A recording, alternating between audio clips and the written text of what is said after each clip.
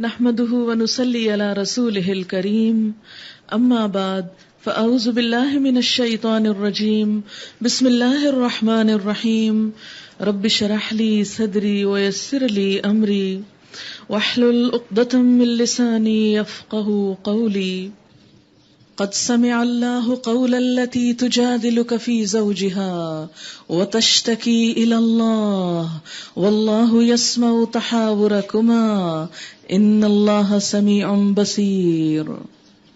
اللہ نے سن لی اس عورت کی بات جو اپنے شوہر کے معاملے میں تم سے جھگڑا کر رہی تھی، تجادلک، اور اللہ سے فریاد کیے جا رہی تھی۔ اللہ تم دونوں کی گفتگو سن رہا تھا، وہ سب کچھ سننے اور دیکھنے والا ہے۔ اللہ نے سن لی عورت کی بات۔ کیسے کہتی ہے عورت کہ اللہ ہماری نہیں سنتا، یا عورت کی کوئی قدر و قیمت نہیں؟ کیا شان ہے عورت کی؟ قد سمع اللہ قول التی، اس عورت کی بات سن لی اللہ نے جو اپنے شوہر کے معاملے میں تم سے تکرار کر رہی تھی۔ یہ کیا تکرار تھی؟ ایک خاتون کو ان کے شوہر نے اپنی ماں کے برابر کہہ دیا۔ عربوں میں ایسا کہنا کہ تم انت علی کظہر امی، تو مجھ پر میری ماں کی پیٹھ کی طرح ہے، ایک طرح سے طلاق کے ہم پلہ تھا۔ ان خاتون کے بچے بھی چھوٹے تھے اور حالات ایسے تھے کہ یہ اپنے شوہر سے الگ نہ ہو سکتی تھی، اور بلا وجہ ان پر ایک آفت آ گئی۔ تو وہ نبی صلی اللہ علیہ وسلم کی خدمت میں حاضر ہوئیں اور کہنے لگیں، فریاد کر رہی تھیں کہ یا رسول اللہ صلی اللہ علیہ وسلم، میرے شوہر نے میرے ساتھ ایسا معاملہ کیا، اگر ہم دونوں کی جدائی ہو گئی تو میں مصیبت میں پڑ جاؤں گی، میرے بچے تباہ ہو جائیں گے، آپ اس معاملے کا فیصلہ کیجئے۔ نبی صلی اللہ علیہ وسلم اپنی طرف سے فیصلہ نہیں کرتے تھے، اسی لیے کوئی جواب نہیں دیا، اللہ کے فیصلے کا انتظار کیا۔ اس سے کیا پتا چلتا ہے کہ آپ اپنی خواہش سے نہیں بولتے تھے۔ ان ہوا الا وحی یوحا، وحی آتی تھی پھر بتاتے تھے کہ کیا کرنا ہے۔ وتشتکی الی اللہ، جب نبی صلی اللہ علیہ وسلم کوئی جواب نہیں دے رہے تھے تو عورت اللہ سے فریادیں کرنے لگ گئی، اللہ سے شکایت کر رہی تھی، اللہ میرا کیا ہوگا؟ تشتکی الی اللہ واللہ یسمع تحاورکما، اللہ تم دونوں کی باتیں سن رہا تھا، یعنی اس عورت کی جو نبی صلی اللہ علیہ وسلم سے کر رہی تھی۔ حضرت عائشہ رضی اللہ تعالی عنہا فرماتی ہیں کہ اللہ کس طرح لوگوں کی باتیں سننے والا ہے، کہ یہ عورت گھر کے ایک کونے میں نبی صلی اللہ علیہ وسلم سے جھگڑ رہی تھی اور اپنے خاوند کی شکایت کرتی رہی، مگر میں اس کی باتیں نہیں سن پائی، لیکن اللہ نے آسمانوں پر اس کی بات سن لی، کہ مجھے نہیں پتا چلا کہ کس بات کا جھگڑا ہے، لیکن اللہ نے سن لیا اور اس کو مینشن کیا، قد سمع اللہ واللہ یسمع تحاورکما ان اللہ سمیع بصیر، کیونکہ اللہ سننے والا دیکھنے والا ہے۔ تم میں سے جو لوگ اپنی بیویوں سے زہار کرتے ہیں، یعنی یہ معاملہ فقہ کی اصطلاح میں زہار کہلاتا ہے، یظاہرون، زہر سے پشت کو کہتے ہیں، ان کی بیویاں ان کی مائیں نہیں ہیں، ان کی مائیں تو وہی ہیں جنہوں نے ان کو جنا ہے۔ یہ لوگ ایک سخت ناپسندیدہ اور جھوٹی بات کہتے ہیں، اور حقیقت یہ ہے کہ اللہ بڑا معاف کرنے والا اور درگزر فرمانے والا ہے۔ یعنی بیوی کو ماں کہنا ایک جھوٹ ہے، جھوٹی بات ہے۔ جو لوگ اپنی بیویوں سے زہار کریں پھر اپنی اس بات سے رجوع کریں، یعنی سوری کریں، پلٹنا چاہیں جو انہوں نے کہی تھی، تو قبل اس کے کہ دونوں ایک دوسرے کو ہاتھ لگائیں، ایک غلام آزاد کرنا ہوگا۔ کس کو؟ شوہر کو۔ کس بات پر؟ ایک منہ کی کہی ہوئی بات پر۔ یہ کفارہ ہے، کفارہ ہے صرف ایک بول بولنے کا، جس سے عورت اپنے اوپر زیادتی محسوس کر رہی تھی، عورت پریشانی میں مبتلا ہوئی۔ فرمایا یہ بات بھی کہنے کی نہیں، چونکہ یہ بات کہی تم نے، لہٰذا اب کیا کرو؟ اس کا کفارہ دو، اب جیب پہ زد پڑے گی اب تمہاری، فائن۔ اس سے تم کو نصیحت کی جاتی ہے، فائن کر کے نصیحت کی جاتی ہے، اور جو کچھ تم کرتے ہو اللہ اس سے باخبر ہے۔ اب دیکھ لیں، ایک عورت اپنے شوہر کی شکایت کر رہی ہے، اللہ نے فیصلہ کس کے حق میں کیا؟ اور سزا کس کو دی؟ جو کچھ تم کرتے ہو اللہ اس سے باخبر ہے، اور جو شخص غلام نہ پائے وہ 2 مہینے کے پے در پے روزے رکھے۔ ایک بات کا نتیجہ، اب آج کے دور میں غلام کوئی نہیں، 2 مہینے کے پے در پے روزے، 1 مہینے کے مشکل تھے، ڈر رہے تھے کہ پتہ نہیں کیا بنا، گزر گئے ویسے تو، لیکن اور مسلسل یعنی ایک سٹریچ میں قبل اس کے کہ دونوں ایک دوسرے کو ہاتھ لگائیں، اور جو اس پر بھی قادر نہ ہو وہ 60 مسکینوں کو کھانا کھلائے. یعنی اگر کوئی روز بیمار ہے، روزہ نہیں رکھ سکتا، تو پھر 60 لوگوں کو کھانا کھلائے جو مسکین ہو، ضرورت مند. یہ حکم اس لیے دیا جا رہا ہے کہ تم اللہ اور اس کے رسول پر ایمان لاؤ، واقعی پتا چلے تم اللہ کی بات مانتے ہو. یہ اللہ کی مقرر کی ہوئی حدیں ہیں اور کافروں کے لیے دردناک سزا ہے. جو لوگ اللہ اور اس کے رسول کی مخالفت کرتے ہیں، کیسے؟ یعنی ان کی حدوں کو توڑ دیتے ہیں، بات کر کے مکر جاتے ہیں، عورتوں کو ستاتے ہیں، تو یہ بات جو ہے اللہ تعالیٰ کو ناپسند ہے. جو لوگ اللہ اور اس کے رسول کی مخالفت کرتے ہیں، یعنی اللہ کے حکم کے خلاف چلتے ہیں، وہ اسی طرح ذلیل و خوار کر دیے جائیں گے جس طرح ان سے پہلے کے لوگ ذلیل و خوار کیے جا چکے ہیں. ہم نے صاف صاف آیات نازل کر دی ہیں اور کافروں کے لیے ذلت کا عذاب ہے. اس دن یہ ذلت کا عذاب ہونا ہے جب اللہ ان سب کو پھر سے زندہ کر کے اٹھائے گا اور انہیں بتا دے گا کہ وہ کیا کچھ کر کے آئے ہیں. وہ بھول گئے مگر اللہ نے ان کا سب کیا دھرا گن گن کر محفوظ کر رکھا ہے، اور اللہ ایک ایک چیز پر گواہ ہے. کیا تم کو خبر نہیں ہے کہ زمین اور آسمانوں کی ہر چیز کا اللہ کو علم ہے؟ کبھی ایسا نہیں ہوتا کہ 3 آدمیوں میں کوئی سرگوشی ہو اور ان کے درمیان چوتھا اللہ نہ ہو، یا 5 آدمیوں میں سرگوشی ہو اور ان کے اندر چھٹا اللہ نہ ہو.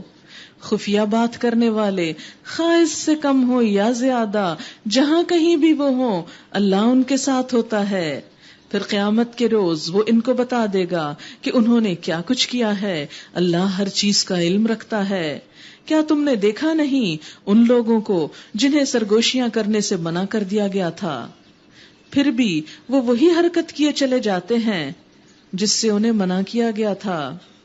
یہ لوگ چھپ چھپ کر آپس میں گناہ اور زیادتی اور رسول کی نافرمانی کی باتیں کرتے ہیں، اور جب تمہارے پاس آتے ہیں تو تمہیں اس طریقے سے سلام کرتے ہیں جس طرح اللہ نے تم پر سلام نہیں کیا ہے.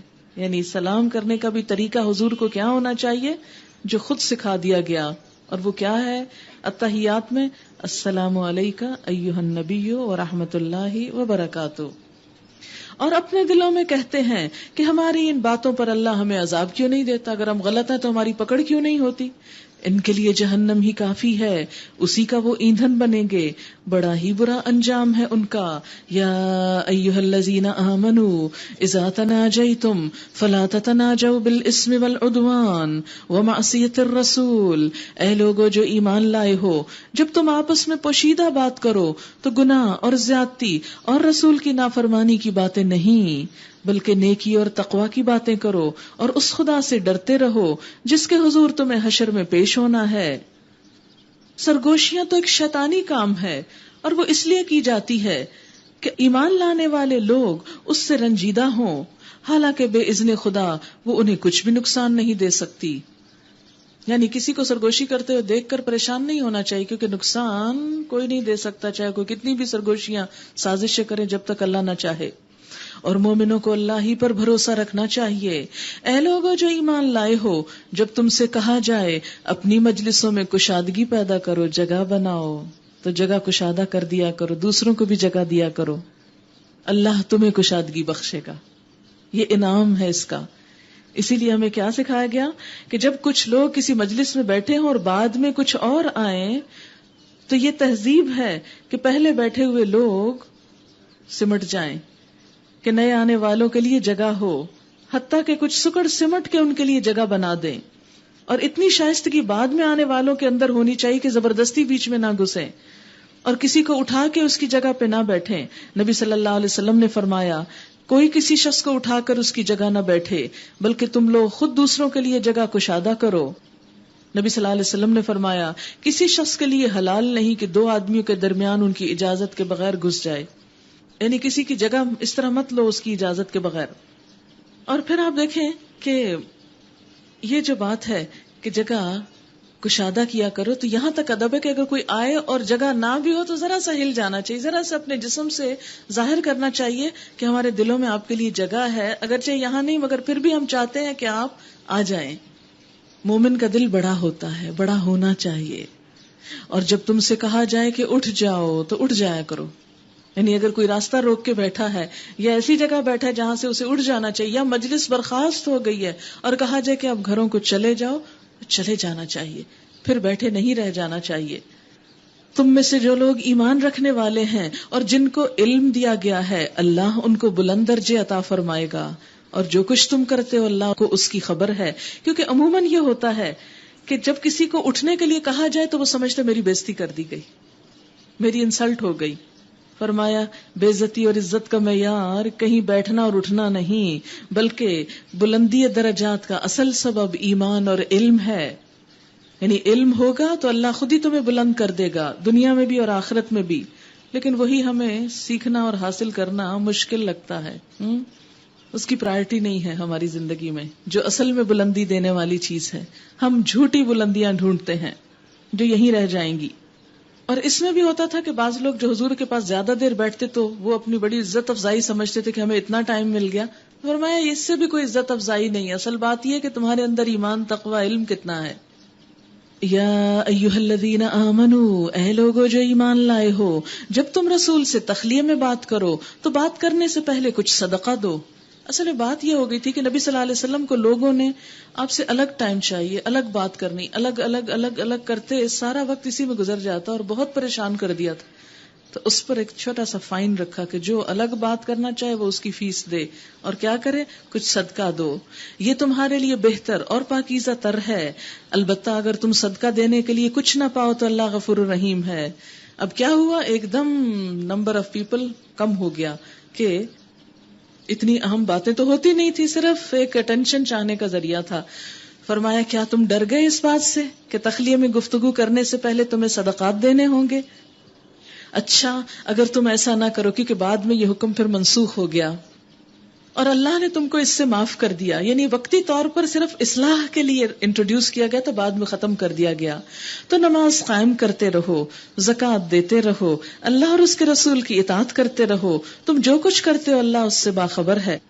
کیا تم نے دیکھا نہیں ان لوگوں کو جنہوں نے دوست بنایا ہے ایک ایسے گروہ کو جو اللہ کا مغضوب ہے, یعنی یہود کو.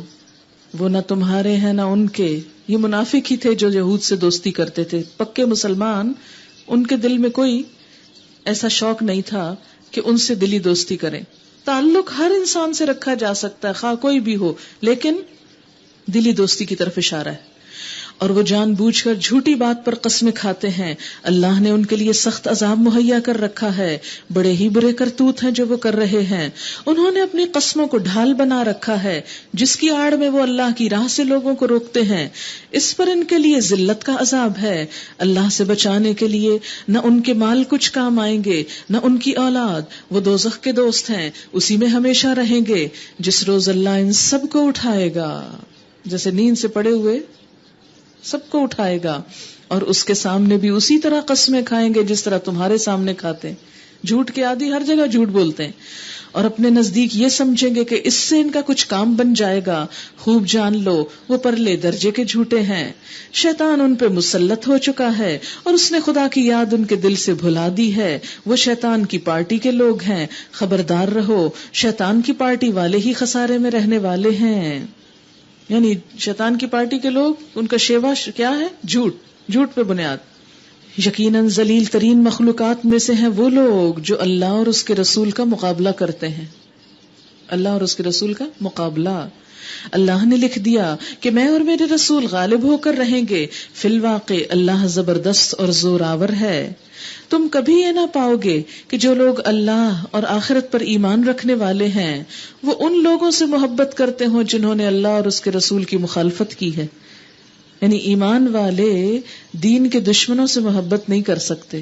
ہمدردی اور خیر خواہی تو ہو سکتی ہے کہ ان کو بھی ہدایت ہو جائے, لیکن وہ دل کے جو جذبات ہیں وہ ان کے لیے نہیں ہو سکتے, خواہ وہ ان کے باپ ہوں, خون کے رشتے بھی.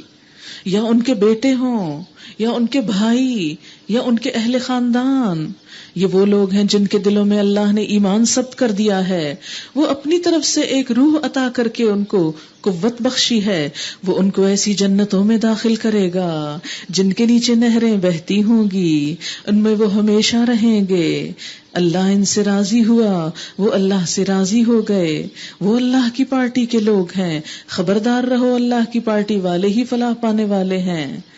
یعنی شیطان کی پارٹی جھوٹے لوگوں کی، اللہ کی پارٹی کے لوگ اتنے سچے کہ اللہ کے دین کی خاطر اپنے باپ، بھائی، بہن، بیٹے کی بھی پرواہ نہ کریں۔ اس میں کچھ مثالیں بھی آپ کے سامنے ہوں گی کہ جنگ بدر میں حضرت ابوبکر کے بیٹے نے ان کو کئی دفعہ اپنی تلوار کی زد پہ پایا تو وہ انہیں چھوڑ گئے، تو بعد میں انہوں نے جب بتایا حضرت ابوبکر کہنے لگے کہ اگر تم مجھے نظر آ جاتے تو میں تمہیں نہ چھوڑتا، اپنے ہاتھ سے مار دیتا تمہیں، کفر کی وجہ سے۔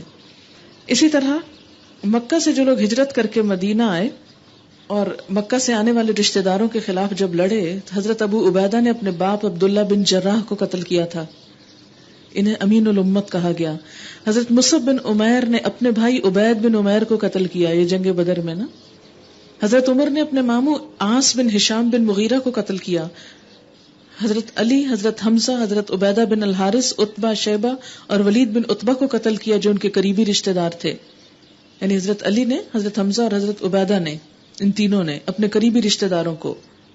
اور اسی طرح اتنی حیرت ہوتی ہے نا کہ ایمان جب آتا ہے تو دل ایسے بدل جاتا ہے کہ محبت اور دوستی اور نفرت کے معیار اور پیمانے ہی بالکل الٹ ہو جاتے ہیں۔ سورۃ الحشر، اس کے اندر ایک خاص تاریخی واقعے کی طرف اشارہ ہے اور وہ یہود کا مدینہ سے اخراج ہے۔ بسم اللہ الرحمن الرحیم، سبح للہ ما فی السماوات وما فی الارض وہو العزیز الحکیم۔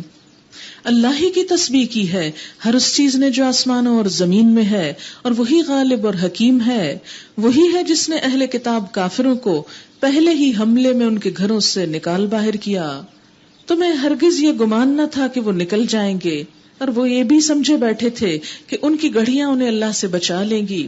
اصل میں یہود نے مسلمانوں کے خلاف سازشیں کر کر کے، اور بہت سی سازشیں ان کی بے نقاب ہوئیں، ان کا جینا حرام کر رکھا تھا، تو اللہ کے حکم سے پھر ان کو نکل جانے کا کہا گیا۔ مگر اللہ ایسے رخ سے ان پر آیا جدھر کا انہیں خیال بھی نہ گیا تھا، اس نے ان کے دلوں میں روب ڈال دیا۔ نتیجہ یہ ہوا کہ وہ خود اپنے ہاتھوں سے بھی اپنے گھروں کو برباد کر رہے تھے اور مومنوں کے ہاتھوں بھی برباد کروا رہے تھے، کیونکہ جانے سے پہلے وہ ہر چیز اٹھا رہے تھے، حتیٰ کہ چھت ہلا کے ان کی کڑیاں نکال کے وہ بھی لے جا رہے تھے۔ بس عبرت حاصل کرو اے دیدہ بینا رکھنے والو، فاعتبروا یا اولی الابصار۔ کیا عبرت ہے اس میں کہ جب کوئی قوم اللہ اور اس کے رسول کی دشمنی اور مخالفت کرتی ہے تو دنیا میں بھی ایسی رسوائی دیکھنا ہوتی ہے۔ اگر اللہ نے ان کے حق میں جلا وطنی لکھ نہ دی ہوتی تو وہ دنیا ہی میں ان کو عذاب دے ڈالتا، اور آخرت میں تو ان کے لیے دوزخ کا عذاب ہے ہی۔ یہ سب کچھ اس لیے ہوا کہ انہوں نے اللہ اور اس کے رسول کا مقابلہ کیا، اور جو بھی اللہ کا مقابلہ کرے اللہ اس کو سزا دینے میں بہت سخت ہے۔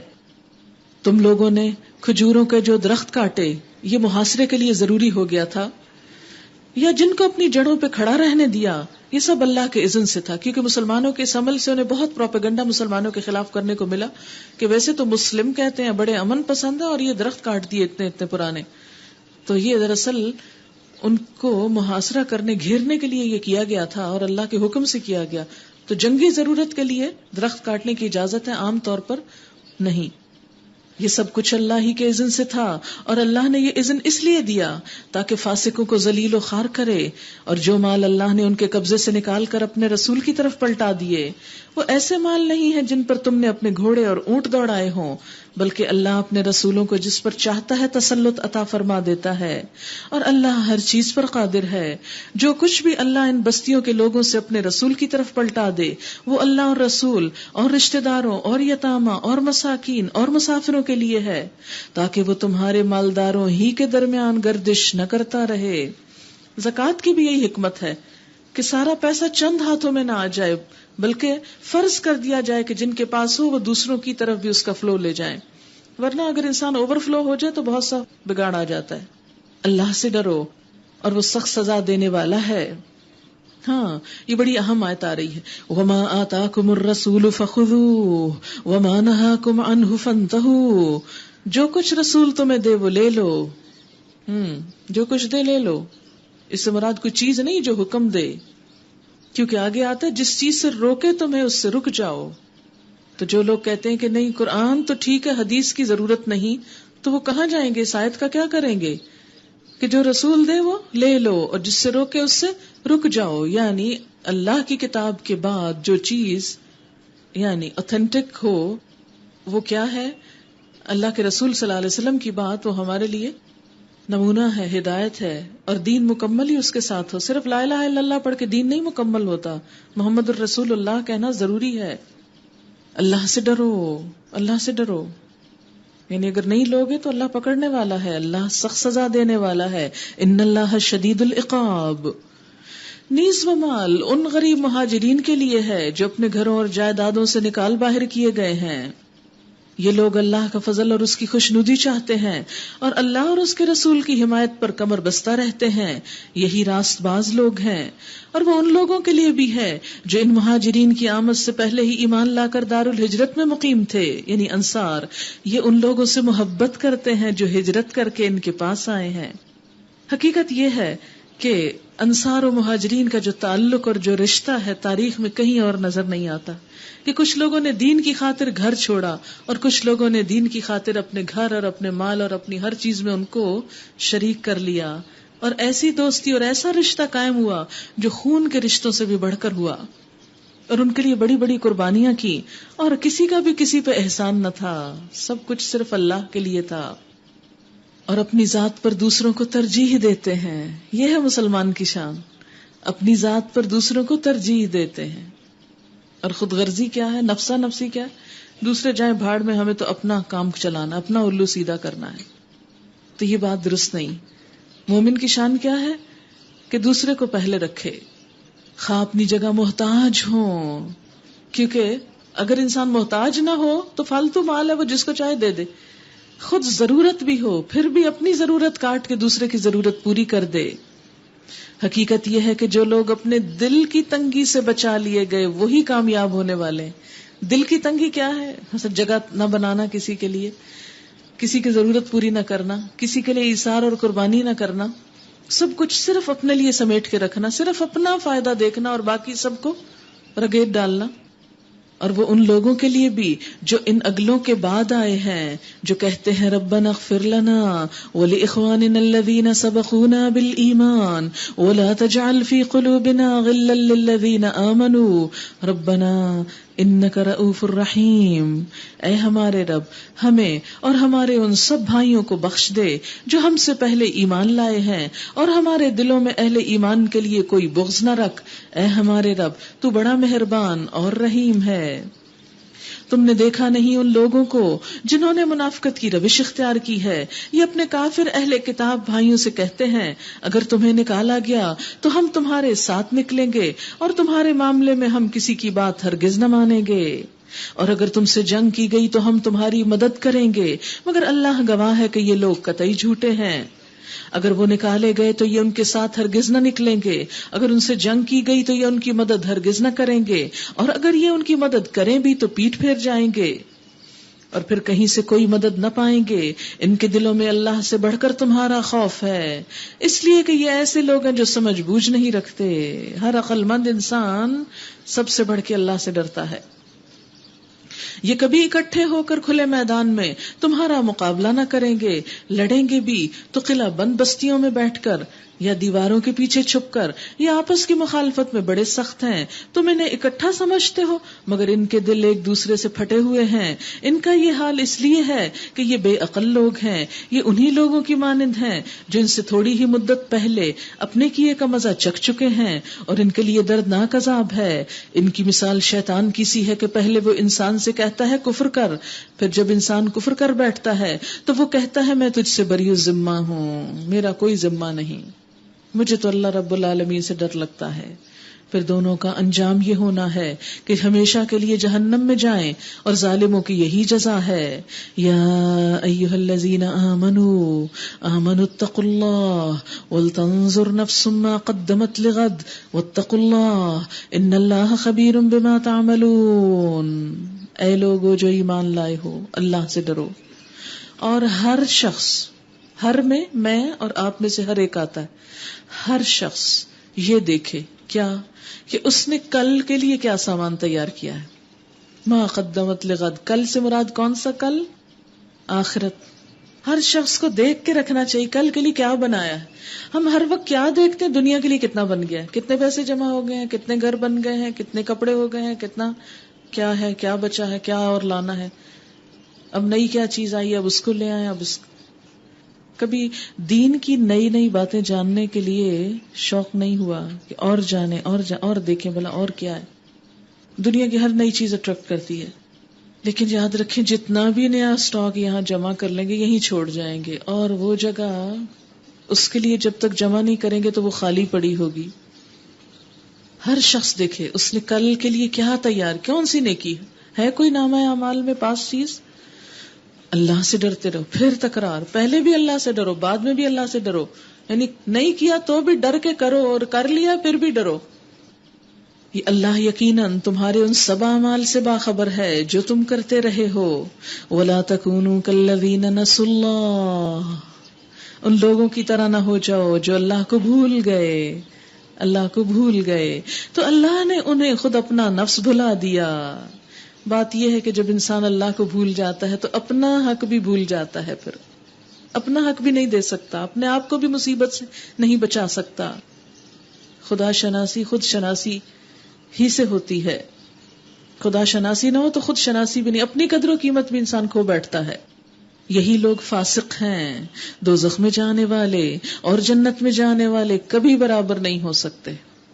لا یستوی اصحاب النار واصحاب الجنہ، آگ والے اور جنت والے برابر نہیں ہو سکتے، نہ ان کے اعمال برابر، نہ انجام برابر۔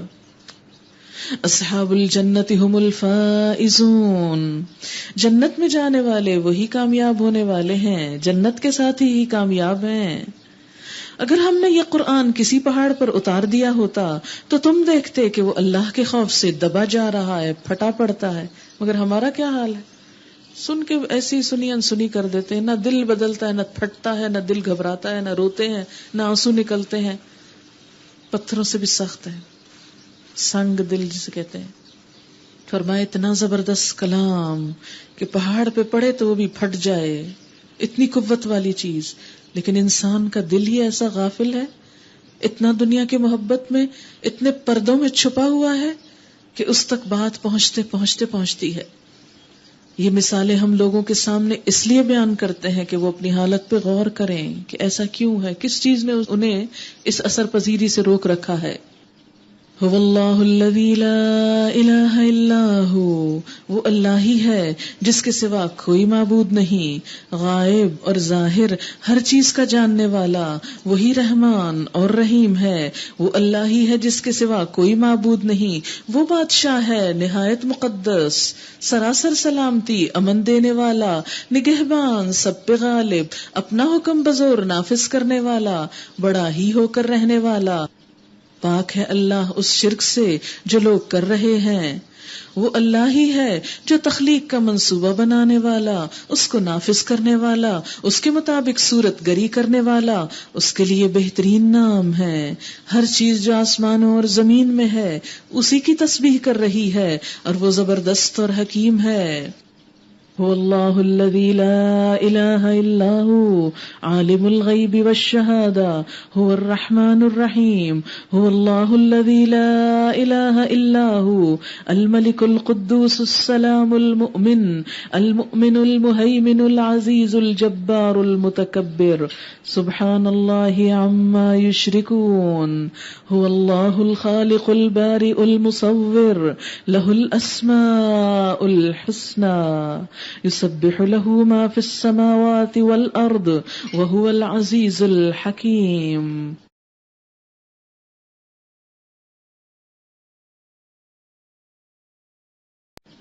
سورة الممتحنة. بسم الله الرحمن الرحيم. يا أيها الذين آمنوا لا تتخذوا عدوي وعدوكم أولياء تلقون إليهم بالمودة وقد كفروا بما جاءكم من الحق. اے لوگو جو ایمان لائے ہو، اگر تم میری راہ میں جہاد کرنے کے لیے اور میری رضا جوئی کی خاطر وطن چھوڑ کر نکلے ہو گھروں سے، تو میرے اور اپنے دشمنوں کو دوست نہ بناؤ. تم ان کے ساتھ دوستی کی طرح ڈالتے ہو، حالانکہ جو حق تمہارے پاس آیا اس کو ماننے سے وہ انکار کر چکے ہیں. اور ان کی روش یہ ہے کہ رسول کو اور خود تم کو صرف اس قصور پر جلا وطن کرتے ہیں کہ تم اپنے رب اللہ پر ایمان لائے. تم چھپا کر ان کو دوستانہ پیغام بھیجتے ہو، حالانکہ جو کچھ تم چھپا کر کرتے ہو اور جو علانیہ کرتے ہو ہر چیز کو میں خوب جانتا ہوں. جو شخص بھی تم میں سے ایسا کرے وہ یقیناً راہ راست سے بھٹک گیا. ان کا رویہ تو یہ ہے کہ اگر تم پر قابو پا جائیں تو تمہارے ساتھ دشمنی کریں اور ہاتھ اور زبان سے تمہیں تکلیف دیں. وہ تو یہ چاہتے ہیں کہ تم کسی طرح کافر ہو جاؤ. قیامت کے دن نہ تمہاری رشتہ داریاں کام آئیں گی نہ اولاد. لن تنفعکم ارحامکم ولا اولادکم یوم القیامہ یفصل بینکم. اس روز اللہ تمہارے درمیان جدائی ڈال دے گا، الگ الگ ہو جاؤ گے. یوم یفر المرء من اخیہ وامہ وابیہ وصاحبتہ وبنیہ لکل امرئ منہم یومئذ شأن یغنیہ. جس دن انسان بھاگے گا اپنے بھائی سے، اپنے باپ سے، اپنے بیٹے سے، اپنی بیوی سے. ہر شخص پہ ایسا حال ہوگا جو اسے دوسروں سے بے نیاز کر دے گا. بالکل ایسے جیسے دنیا میں کوئی بیماری آتی تو انسان کہتا ہے چلے جاؤ، ہٹ جاؤ، مجھے چھوڑ دو، میرے پاس کوئی نہ آئے. یا بہت غم کی حالت میں سب رو رہے ہو، کوئی چپ کراتا ہے، کہتے مت چپ کراؤ مجھ کو. اس روز اللہ تمہارے درمیان جدائی ڈال دے گا اور وہی تمہارے اعمال کا دیکھنے والا ہے. قد كانت لكم اسوة حسنة في ابراہیم. تم لوگوں کے لیے ابراہیم علیہ السلام کی زندگی میں ایک اچھا نمونہ ہے. کتنی قربانیاں کی تھی انہوں نے اللہ کی خاطر، کیا کچھ چھوڑا تھا. والذین معہ، انہوں نے اپنی قوم سے صاف کہہ دیا ہم تم سے اور تمہارے ان معبودوں سے جن کو تم خدا کو چھوڑ کر پوجتے ہو قطعی بیزار ہیں. ہم نے تم سے کفر کیا اور ہمارے اور تمہارے درمیان ہمیشہ کے لیے عداوت ہو گئی اور بیر پڑ گیا جب تک تم اللہ واحد پر ایمان نہ لاؤ. مگر ابراہیم علیہ السلام کا اپنے باپ سے یہ کہنا اس سے مستثنا ہے کہ میں آپ کے لیے بخشش کی درخواست کروں گا اور اللہ سے آپ کے لیے کچھ حاصل کرنا میرے بس میں نہیں. ابراہیم علیہ السلام کی بے شمار قربانیوں کے باوجود وہ اپنے باپ کے لیے وسیلہ نہیں بنے کہ ان کے باپ ان کی اپنے بچے کی نیکی کی وجہ سے پار ہو جائیں. میں آپ کے لیے مغفرت کی درخواست کروں گا کیونکہ انہوں نے وعدہ کیا تھا باپ سے، اور ساتھ ہی کہا میں اللہ سے منوا نہیں سکتا. اللہ کے دوست ہیں ابراہیم علیہ السلام، خلیل اللہ. واتخذ اللہ ابراہیم خلیلا. ابراہیم کو اللہ نے اپنا دوست کہا، لیکن دوست ہوتے ہوئے بھی باپ کو چھڑا نہیں سکے کیونکہ اللہ کا عدل بے لاگ ہے. کیوں اگر ابراہیم علیہ السلام اپنے باپ کو چھوڑائیں تو باقی سب مشرک کیوں سزا بھگتیں؟ وہ بھی کہیں ہمیں بھی چھوڑ دیا جائے. پیچھے پڑا نا، اچھا اور برا کام کرنے والے برابر ہو ہی نہیں سکتے، انجام بھی کیسے ایک ہو. اور ابراہیم علیہ السلام کی دعا یہ تھی کہ ربنا علیک توکلنا والیک انبنا والیک المصیر. اے ہمارے رب، تیرے ہی اوپر ہم نے بھروسہ کیا، تیری ہی طرف ہم نے رجوع کر لیا، تیرے ہی حضور ہمیں پلٹنا ہے. اے ہمارے رب، ہمیں کافروں کے لیے فتنہ نہ بنا. اے ہمارے رب، ہمارے قصوروں سے درگزر کر، بے شک تو ہی زبردست اور دانا ہے. ربنا لا تجعلنا فتنة للذین کفروا واغفر لنا ربنا انک انت العزیز الحکیم. انہی لوگوں کے طرز عمل میں تمہارے لیے اور ہر اس شخص کے لیے اچھا نمونہ ہے جو اللہ اور روز آخر کا امیدوار ہو. ہر شخص کے لیے نمونہ ہے اس میں جو آخرت کو مانتا ہو، اللہ کی ملاقات کا یقین رکھتا ہو. کیا کہ اپنے لیے وہاں کل کے لیے خود کچھ کر لو. اس سے کوئی منحرف ہو تو اللہ بے نیاز اور اپنی ذات میں آپ محمود ہے. عسى الله أن يجعل بينكم وبين الذين عاديتم منهم مودة والله قدير والله غفور رحيم. بعید نہیں کہ اللہ کبھی تمہارے اور ان لوگوں کے درمیان محبت ڈال دے جن سے آج تم نے دشمنی مول لی ہے. یہ کیسے بھلا؟ جب انسان دشمنی کر رہا تھا تو اس کے دل میں ذرا گنجائش نہیں ہوتی کسی اپنے دشمن کے لیے، لیکن اسلام یہاں بھی دل کھولتا ہے، وسعت پیدا کرتا ہے کہ کہیں ایسی کسی سے بھی نفرت نہ رکھو کہ کل دوستی ہو جائے تو پچھتاؤ.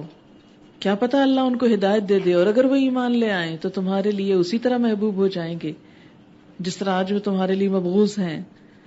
دل تو اللہ کے ہاتھ میں ہے، جدھر چاہے موڑ دے. اسی لیے ہم دعا پڑھتے ہیں ربنا لا تزغ قلوبنا بعد اذ ہدیتنا وہب لنا من لدنک رحمہ. اپنے پاس سے رحمت دے، دلوں کو ٹیڑھا نہ کر. اب دیکھیں کہ کبھی کوئی شخص آپ کا کتنا بھی سخت دشمن اور مخالف ہو جائے تو مایوس نہ ہو، پھر بھی ہمیشہ اللہ سے اچھی امید رکھیں کہ اگر آج یہ اس طرح ہے تو کل دوسری طرف بھی ہو سکتا ہے. اگر اللہ نے دل پلٹا دیا تو کسی بھی شخص کا دل اپنے قابو میں نہیں ہوتا. نفرتیں اور محبتیں خود بھی انسان نہیں بعض اوقات پیدا کرتا، اللہ ہی دلوں میں ڈالتا ہے. اسی لیے دعا مانگی جاتی ہے نا، اللہم ارزقنا حبک وحب من یحبک. اللہ ہمیں اپنی محبت دے اور اس کی محبت جو تجھ سے محبت کرتا ہو، اور اس کام کی محبت جو تیری محبت سے قریب کر دے. تو دل چونکہ اللہ کے اختیار میں ہے وہی ڈال دیتا ہے، اس لیے اس سے مانگنا چاہیے. اللہ بڑی قدرت رکھتا ہے اور وہ غفور الرحیم ہے. اللہ تمہیں اس بات سے نہیں روکتا کہ تم ان لوگوں کے ساتھ نیکی اور انصاف کا برتاؤ کرو جنہوں نے دین کے معاملے میں تم سے جنگ نہیں کی ہے اور تمہیں تمہارے گھروں سے نہیں نکالا ہے. اللہ انصاف کرنے والوں کو پسند کرتا ہے. وہ تمہیں جس بات سے روکتا ہے وہ تو یہ ہے کہ تم ان لوگوں سے دوستی کرو جنہوں نے تم سے دین کے معاملے میں جنگ کی ہے اور تمہیں تمہارے گھروں سے نکالا ہے اور تمہارے اخراج میں ایک دوسرے کی مدد کی ہے. ان سے جو لوگ دوستی کریں وہی ظالم ہیں، یعنی مسلمانوں کو ستانے والے، پریشان کرنے والے. ایسے لوگ دوستی کے لائق نہیں. لیکن عام لوگ، صاف آیت لکھی ہوئی ہے، الذین لم یقاتلونکم فی الدین ولم یخرجوکم من دیارکم، کہ جن لوگوں نے دین کے معاملے میں تم سے جنگ نہیں کی، تمہیں تمہارے گھروں سے نہیں نکالا، اللہ نہیں روکتا کہ تم ان سے نیکی اور انصاف کا برتاؤ کرو. یعنی ہر غیر مسلم کے ساتھ بھی نیکی اور انصاف کا برتاؤ کرنا چاہیے. اے لوگو جو ایمان لائے ہو، جب مومن عورتیں ہجرت کر کے تمہارے پاس آئیں تو ان کے مومن ہونے کی جانچ پڑتال کر لو، اور ان کے ایمان کی حقیقت تو اللہ ہی بہتر جانتا ہے. پھر جب تمہیں معلوم ہو جائے کہ وہ مومن ہیں تو انہیں کفار کی طرف واپس نہ کرو، نہ وہ کفار کے لیے حلال ہیں اور نہ کفار ان کے لیے حلال. ان کے کافر شوہروں نے جو مہر ان کو دیے تھے وہ انہیں پھیر دو. کافر عورت مسلمان ہو کر دارالہجرت میں آ جائے تو اس کا پچھلا شوہر جسے وہ چھوڑ کر آئی ہے اس کا مہر واپس دے دیا جائے. کتنا انصاف ہے، کس قدر انصاف ہے کہ اس کا مال لے کر نہ آؤ. جب تم اس کے پاس نہیں رہے تو اس کا مال بھی کیوں. اور ان سے نکاح کر لینے میں تم پر کوئی گناہ نہیں، کیونکہ انہوں نے طلاق تو نہیں دی، لیکن جب کوئی عورت اسلام لے آتی ہے تو آٹومیٹیکلی طلاق ہو جاتی ہے. جبکہ تم ان کے مہر ان کو ادا کر دو. یعنی مہر ادا کرنے کی کتنی تلقین ہے.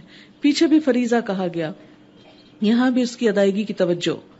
اور تم خود بھی کافر عورتوں کو اپنے نکاح میں نہ روک کے رکھو. یعنی اگر کسی کی بیوی مسلمان نہیں ہے کافر اہل کتاب کے علاوہ تو پھر اس سے بھی نکاح ختم ہو جائے گا. جو مہر تم نے اپنی کافر بیویوں کو دیے تھے وہ تم واپس مانگ لو، اور جو مہر کافروں نے اپنی مسلمان بیویوں کو دیے تھے انہیں وہ واپس مانگ لیں. یہ اللہ کا حکم ہے، وہ تمہارے درمیان فیصلہ کرتا ہے، اور اللہ علیم و حکیم ہے.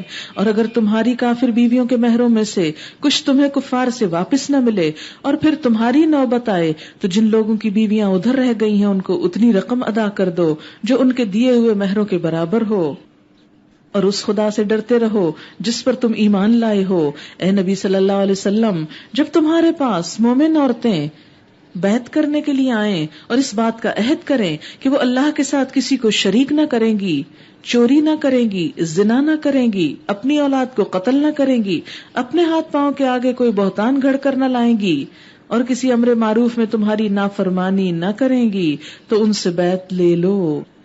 اور ان کے حق میں اللہ سے دعائے مغفرت کرو. ان اللہ غفور الرحیم، بے شک اللہ غفور الرحیم ہے. یا ایھا الذین آمنوا، اے لوگو جو ایمان لائے ہو، لا تتولوا قوما غضب اللہ علیہم، ان لوگوں کو دوست نہ بناؤ، یعنی دلی دوست جن پر اللہ نے غضب فرمایا.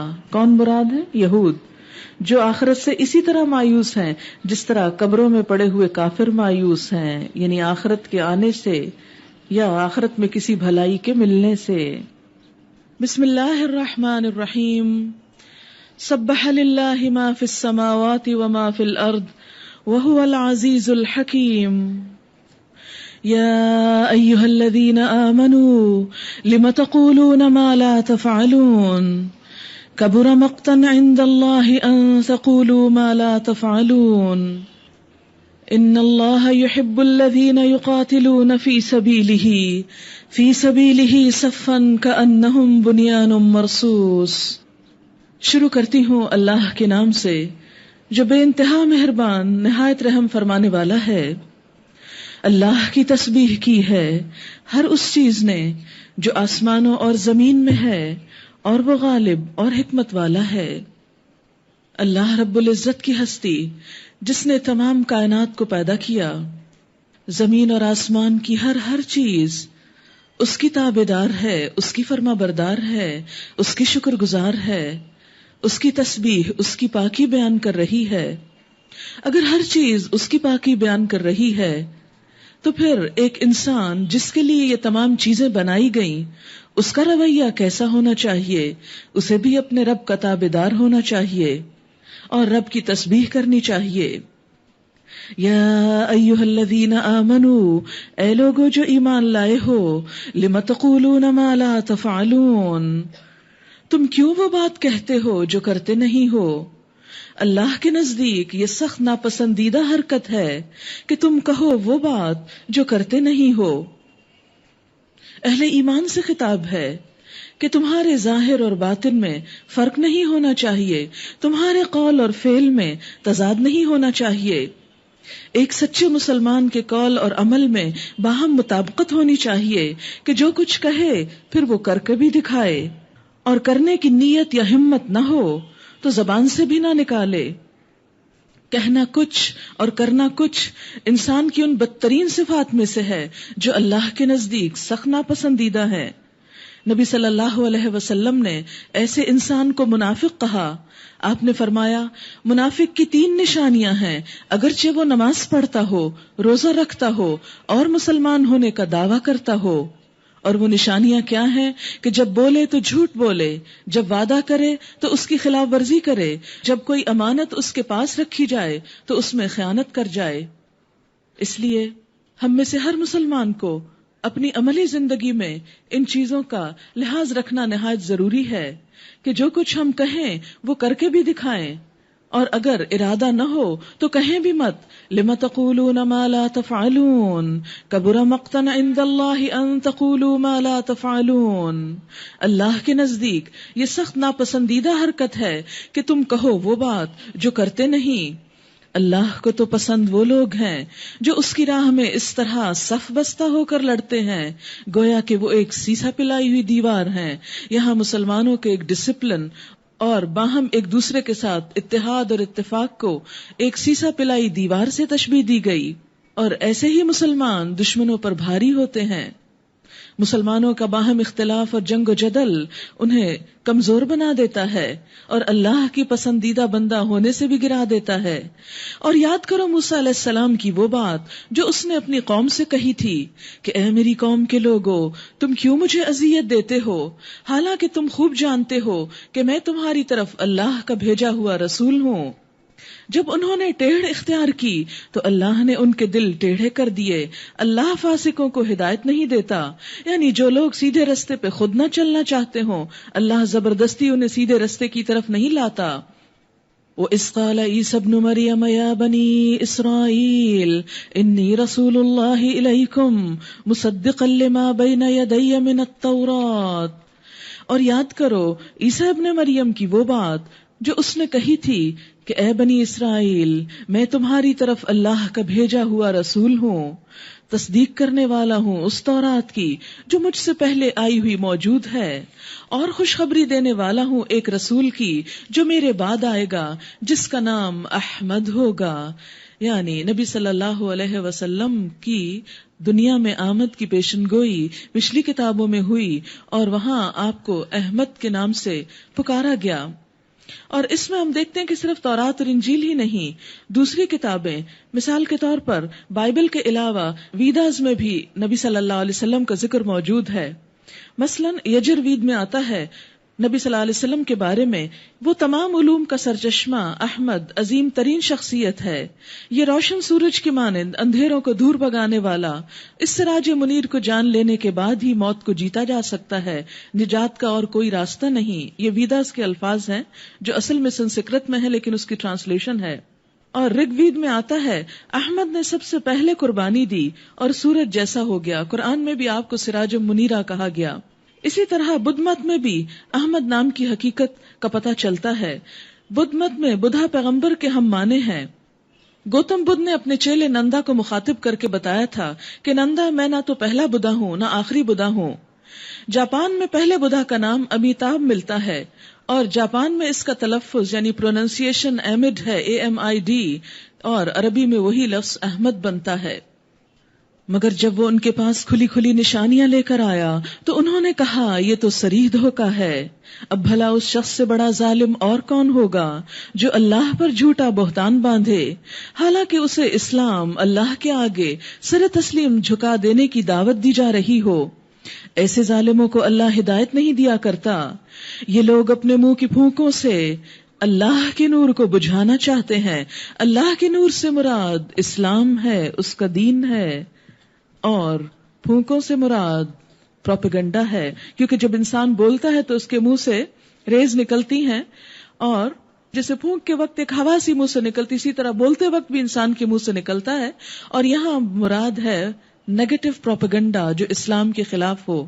فرمایا کہ دنیا میں جتنا بھی اسلام کے خلاف پروپیگنڈا ہوگا، لیکن اللہ کا دین کسی پروپیگنڈے کی زد میں آ کر ختم ہونے والا نہیں، اور یہ دنیا میں غالب ہو کر رہے گا.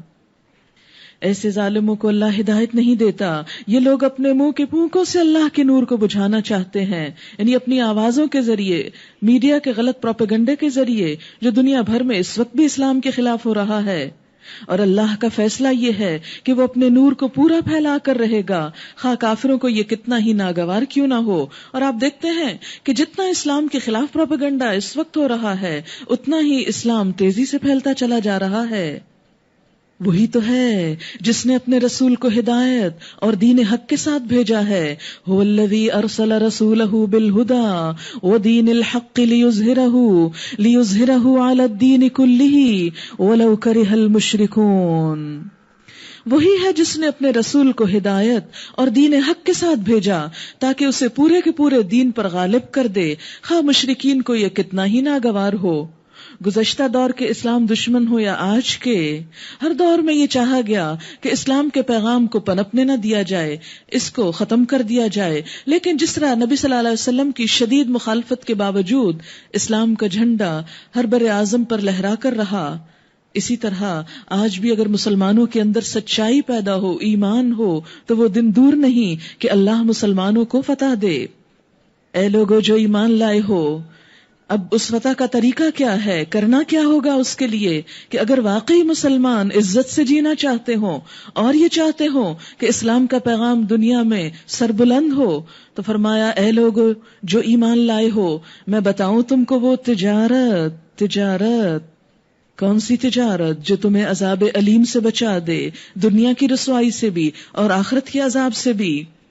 وہ تجارت یہ ہے کہ ایمان لاؤ اللہ اور اس کے رسول پر، اور جہاد کرو اللہ کی راہ میں اپنے مالوں سے اور اپنی جانوں سے. اور جیسا کہ آپ جانتے ہیں کہ جہاد کا مطلب جدوجہد، سخت کوشش اور محنت ہے، یعنی دین کو پھیلانے کے لیے خواہ زبان سے ہو، خواہ قلم سے ہو، یا کسی بھی اور طریقے سے، اس کے لیے اپنے مال بھی لگاؤ، اپنی جانیں بھی استعمال، یعنی اپنا وقت اور اپنی انرجیز بھی. یہی تمہارے لیے بہتر ہے اگر تم جانو اللہ تمہارے گناہ معاف کر دے گا اور تم کو ایسے باغوں میں داخل کرے گا جن کے نیچے نہریں بہتی ہوں گی. اور ابدی قیام کی جنتوں میں بہترین گھر تمہیں عطا فرمائے گا. یہ ہے بڑی کامیابی. اور دوسری وہ چیز جو تم چاہتے ہو وہ بھی تمہیں دے گا. اللہ کی طرف سے نصرت اور جلد ملنے والی فتح. نصر من اللہ و فتح قریب. لیکن یہ کب آتی ہے؟ جب انسان اللہ کی خاطر اتنا سنسیئر ہو جاتا ہے کہ اپنا مال اور اپنا آپ اس کی راہ میں لگا دے. وبشر المؤمنین، اور ایمان والوں کو خوشخبری سنا دو.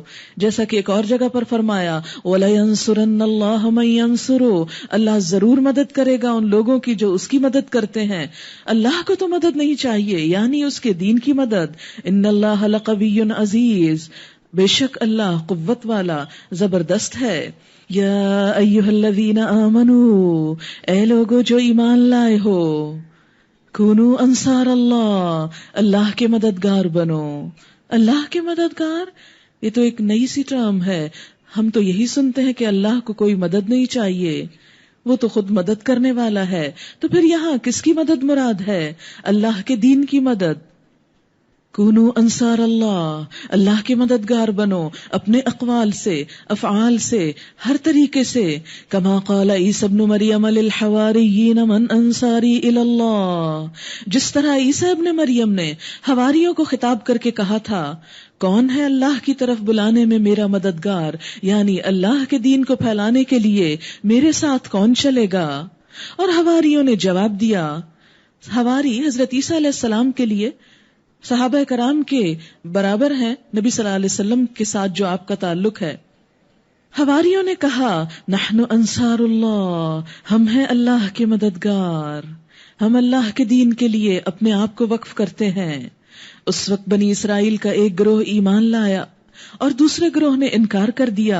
پھر ہم نے ایمان لانے والوں کی ان کے دشمنوں کے مقابلے میں تائید کی اور وہی غالب ہو کر رہے، یعنی ایمان والوں کو اللہ نے فتح بخشی.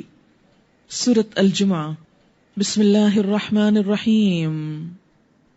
یسبح للہ ما فی السماوات وما فی الارض، اللہ کی تسبیح کر رہی ہے ہر وہ چیز جو آسمانوں میں ہے اور ہر وہ چیز جو زمین میں ہے.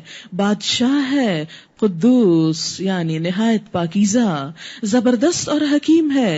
هو الذی بعث فی الامیین رسولا منہم، وہی ہے جس نے امیوں کے اندر، ان پڑھ لوگوں کے اندر ایک رسول خود انہی میں سے اٹھایا، یعنی وہ بھی پڑھا لکھا نہ تھا لیکن اللہ نے اس کو اپنے نور اور اپنے علم سے فیضیاب کیا. اس رسول نے آ کر کیا کیا؟ یتلو علیہم آیاتہ، اس کی آیات ان کو سناتا ہے. ویزکیہم، اور ان کی زندگی سنوارتا ہے. ویعلمہم الکتاب، انہیں کتاب کی تعلیم دیتا ہے. والحکمہ، اور حکمت کی یعنی تعلیم دیتا ہے. نبی صلی اللہ علیہ وسلم نے دنیا سے جہالت کے خلاف جب جہاد کا آغاز کیا تو یہی 4 کام کیے. اور آج اگر ہم بھی یہ چاہتے ہیں کہ آپ صلی اللہ علیہ وسلم کے نقش قدم پر چلتے ہوئے دین کی تعلیم کو عام کریں، اللہ کا پیغام، اللہ سے لوگوں کو جوڑیں، لوگوں کے اندر اللہ کی محبت پیدا کریں، ان کی زندگیوں کو سنواریں اور نکھاریں، تو اسی 4 پوائنٹ ایجنڈا پہ کام کرنا ہوگا. نمبر 1، تلاوت آیات، یعنی اللہ کی کتاب ہر شخص کی زبان اور ہر شخص کے دل پر ہو، یعنی اسے صحیح طور پر پڑھنا جانتا ہو، کیونکہ اللہ کا کلام ہے.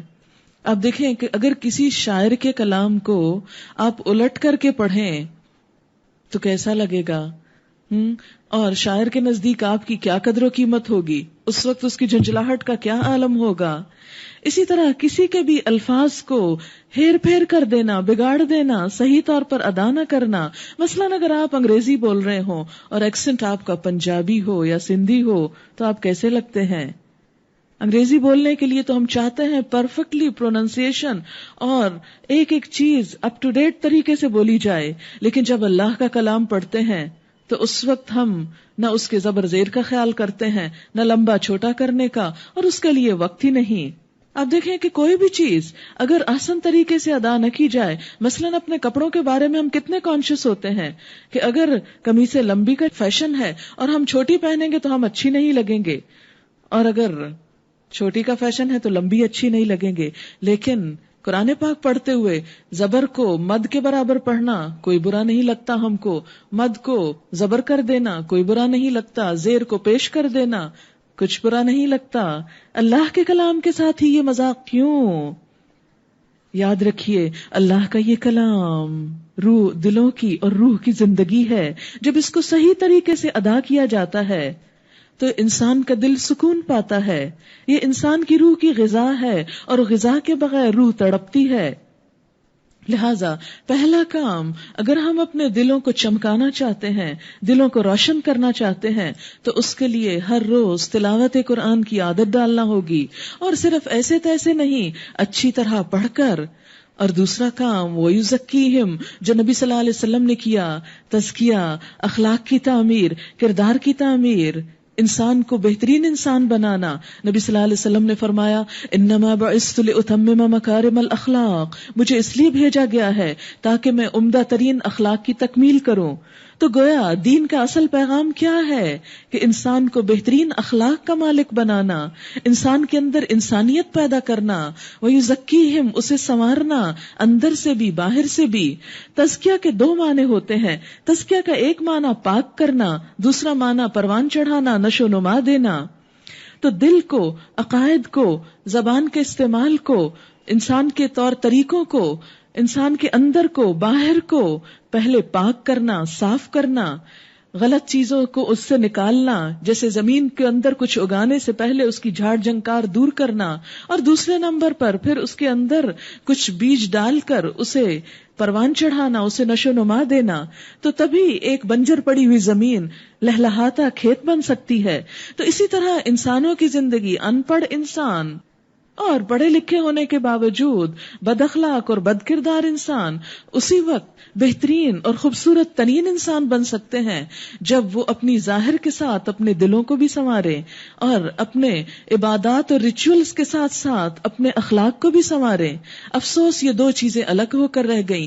ہم نے اسلام صرف اس چیز کا نام سمجھ لیا کہ ہم کچھ ذکر کر لیں یا کچھ نماز پڑھ لیں، اور اسلام کی جو بیسکس ہیں، اسلام کی جو روح ہے، اور جس کے لیے نبی صلی اللہ علیہ وسلم کو بھیجا گیا کہ انسانوں کو سنوارا جائے، نہ صرف یہ کہ سب کے سامنے پبلکلی بلکہ اپنی پرائیویٹ لائف میں بھی، اپنی زندگیوں میں بھی ان کے اندر حسن ہو، یعنی ان کی زبان میں، ان کی سوچ میں، ان کے دلوں میں کسی کے لیے بدگمانی نہ ہو، حسد نہ ہو، ان کی زبان پر کسی کے لیے بدتمیزی اور برے الفاظ نہ ہو، اور ان کے ہاتھ سے اور ان کی زبان سے کسی کو دکھ نہ پہنچے. نبی صلی اللہ علیہ وسلم نے ایک ایسی ہی قوم تیار کی، اور وہ قوم جو آپس میں ایک دوسرے کے خون کی پیاسی تھی، وہ باہم شیر و شکر ہو گئے، ایک دوسرے کے لیے اپنی جانیں قربان کرنے والے ہو گئے. آج ہمارے معاشرے میں یہ محبت اور اتفاق کیوں نظر نہیں آتا؟ اس کی بنیادی وجہ یہ ہے کہ ہم اسلام کی روح سے دور ہو گئے. اسلام کے نام پر صرف ہم نے نماز پڑھنا اور روزہ رکھنا ہی کام کافی سمجھ لیا، یا صرف تلاوت قرآن ہی کافی سمجھ لی، جبکہ اسلام تو اس سے آگے ہمیں بڑھاتا ہے کہ صرف تلاوت نہیں، تزکیہ صرف ظاہر کا نہیں کہ انسان ظاہر میں بہت کچھ اوڑھ لے، بلکہ باطن کا بھی، اندر کو خوبصورت بنانا جو سراسر اللہ کے لیے ہے، کیونکہ ہمارا اندر کوئی انسان نہیں دیکھ سکتا، اور اسی اندر پر ہمیں اللہ سے جزا ملنا ہے. اور پھر صرف اندر نہیں، ظاہر کو بھی اللہ کی رضا کے مطابق ڈالنا ہے. اور یہ کام کیسے ہوگا؟ دو طریقوں سے. وَيُعَلِّمُهُمُ الْكِتَابَ، کتاب کی تعلیم سے. تعلیم تلاوت سے مختلف چیز ہے. ہماری قوم کی اکثریت حفظ کرنے پہ تو توجہ کرتی ہے، یا ناظرہ پڑھنے پہ پھر بھی کچھ وقت لگاتی ہے، لیکن تعلیم کتاب کی طرف توجہ نہیں. تعلیم ہوتا ہے آہستہ آہستہ، تھوڑا تھوڑا کر کے کسی چیز کو اس طرح ذہن نشین کرانا کہ وہ چیز انسان کی سوچ، اس کے عمل، اس کے اخلاق، کردار، ہر چیز کو بدل ڈالے. تو تعلیم کتاب، نبی صلی اللہ علیہ وسلم نے امت کو تعلیم کتاب کی، اور آج بھی اسی کے لیے کوشش کی جا رہی ہے. اور انشاءاللہ آئندہ الہدا کا جو 1 سال کا پروگرام ہے وہ تعلیم کتاب کا پروگرام ہے کہ ہر شخص جو بھی اس میں شریک ہو ایک ایک لفظ کو قرآن کے سمجھتا ہو، اسے سیکھے، اسے یاد کرے، اس کی روح کو محسوس کرے، اسے دل میں اتارے، اسے عمل میں اتارے، تاکہ ظاہر و باطن روشن ہو جائے. اور صرف کتاب کافی نہیں، والحکمہ، حکمت. اور یہ حکمت کیا ہے؟ وہی جسے وما ينطق عن الهوى ان هو الا وحی یوحى کہ وہ نبی صلی اللہ علیہ وسلم اپنی خواہش نفس سے باتیں نہیں کرتے بلکہ وہ وہی کچھ بتاتے ہیں جو انہیں وحی کی جاتی ہے. تو قرآن کے علاوہ حکمت اور کیا ہے؟ نبی صلی اللہ علیہ وسلم کی احادیث، آپ کی سنت، آپ کی سیرت. جب تک روشنی کے اس مینار کو نہ دیکھا جائے کہ اس نے عملی زندگی میں کیا کیا. لقد کان لکم فی رسول اللہ اسوۃ حسنہ، تمہارے لیے رسول اللہ صلی اللہ علیہ وسلم کی زندگی خوبصورت نمونہ ہے. جب تک وہ ماڈل ہمارے سامنے نہ ہو اس وقت تک کچھ کرنا، اللہ کی مرضی کے مطابق کرنا آسان نہیں. اس لیے تعلیم کتاب کے ساتھ ساتھ آپ صلی اللہ علیہ وسلم نے حکمت کی باتوں کی تعلیم بھی دی، اور اخلاق و کردار جو اپنے طریقوں سے سنوارے اپنے اقوال زرعی کے ساتھ ان کی تعلیم حاصل کرنا بھی ضروری ہے. اسی سے دین مکمل ہوتا ہے.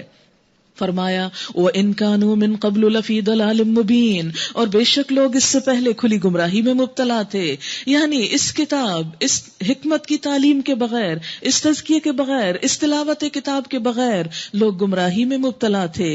اور اس کے آنے کے بعد اگر ہماری زندگی ان 4 چیزوں سے الگ ہو کر ہے، ہم اپنی خواہشات کے مطابق زندگی بسر کر رہے ہیں یا انسانوں کی عقل اور رہنمائی کے مطابق چل رہے ہیں اور حکمت کے سرچشمے کتاب اور سنت سے فائدہ نہیں اٹھا رہے، تو ہمیں بھی سوچنا چاہیے کہ ہم کس راستے پہ جا رہے ہیں.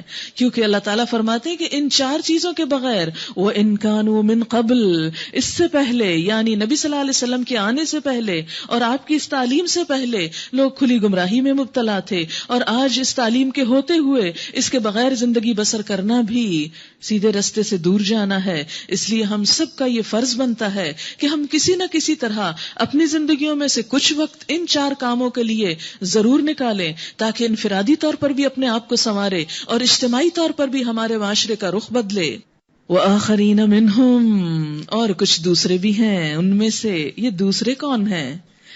یعنی ایک تو وہ تھے جو امیین تھے، تو امیین کے علاوہ کچھ اور بھی ہیں، اور وہ میں اور آپ ہیں، ہم سب ہیں کہ جو اس دور میں نہیں تھے، بعد میں آئے.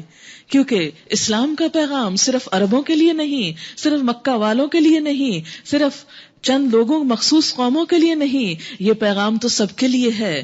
وہ پہلی نسل اور پہلی قوم اس کی کسٹوڈین بنی اور اسے آگے پہنچانے کا سبب بنی. لیکن یہ پیغام قیامت تک پھیلتا چلا جائے گا. اور ہم دیکھتے ہیں کہ نبی صلی اللہ علیہ وسلم کے بعد عربوں کے علاوہ روم اور ایران میں چند سال کے اندر ہی اسلام غالب آ گیا. عرب و عجم کے وہ تمام لوگ جو صحابہ کرام کے بعد آئے، وہ سب آخرین میں شمار ہوتے ہیں. فارس، روم، بربر، سوڈان، ترک، مغول، کرد، چینی، اہل ہند، سب آپ کی نبوت پر ایمان لانے والے. وآخرین منہم لما یلحقوا بہم، جو ابھی ان سے ملے نہیں ہیں، یعنی پہلے لوگوں سے. وَهُوَ الْعَزِيزُ الْحَكِيمُ، اور وہ زبردست حکمت والا ہے. یعنی ان کے لیے بھی یہی 4 نکات ہیں، ان کی اصلاح کا ذریعہ بھی یہی 4 باتیں ہیں. ذالک فضل اللہ، یہ اللہ کا فضل ہے. کیا اللہ کا فضل ہے؟ ان 4 باتوں کی تعلیم اور نبی صلی اللہ علیہ وسلم کی آمد. یؤتیہ من یشاء، دیتا ہے جس کو چاہتا ہے. یعنی یہ اللہ کا فضل ہے، جس کو چاہتا دیتا ہے. لیکن کس کو وہ چاہتا ہے کہ دے؟ جو لینا چاہتا ہے. کیونکہ اللہ تعالیٰ نے بہت سی چیزیں ہمیں مفت میں دے دی. ہماری آنکھوں کی کوئی قیمت ہم سے نہیں لی، ہمارے دل کا کوئی بھی ہم سے مال نہیں مانگا. آپ دیکھیں کہ اگر دل میں کوئی خرابی ہو جائے تو دوبارہ اصلاح کے لیے ساری زندگی کی پونجی لٹانی پڑتی ہے. لیکن اللہ نے جب پہلی دفعہ دل دیا ہم کو، بہت صحت مند دل، تو اس نے ہم سے کچھ بھی نہیں لیا. اسی طرح انگنت نعمتیں. وَإِن تَعُدُّوا نِعْمَتَ اللَّهِ لَا تُحْصُوهَا، اگر تم اللہ کی نعمتوں کو گننا چاہو تو گن نہیں سکتے.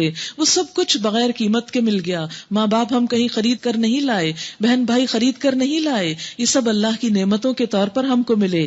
لیکن ایک چیز طلب کے بغیر نہیں ملتی، کوشش کے بغیر نہیں ملتی، تڑپ کے بغیر نہیں ملتی، محنت کے بغیر نہیں ملتی، اور وہ ہے اللہ کی ہدایت، اللہ کی دی ہوئی رہنمائی.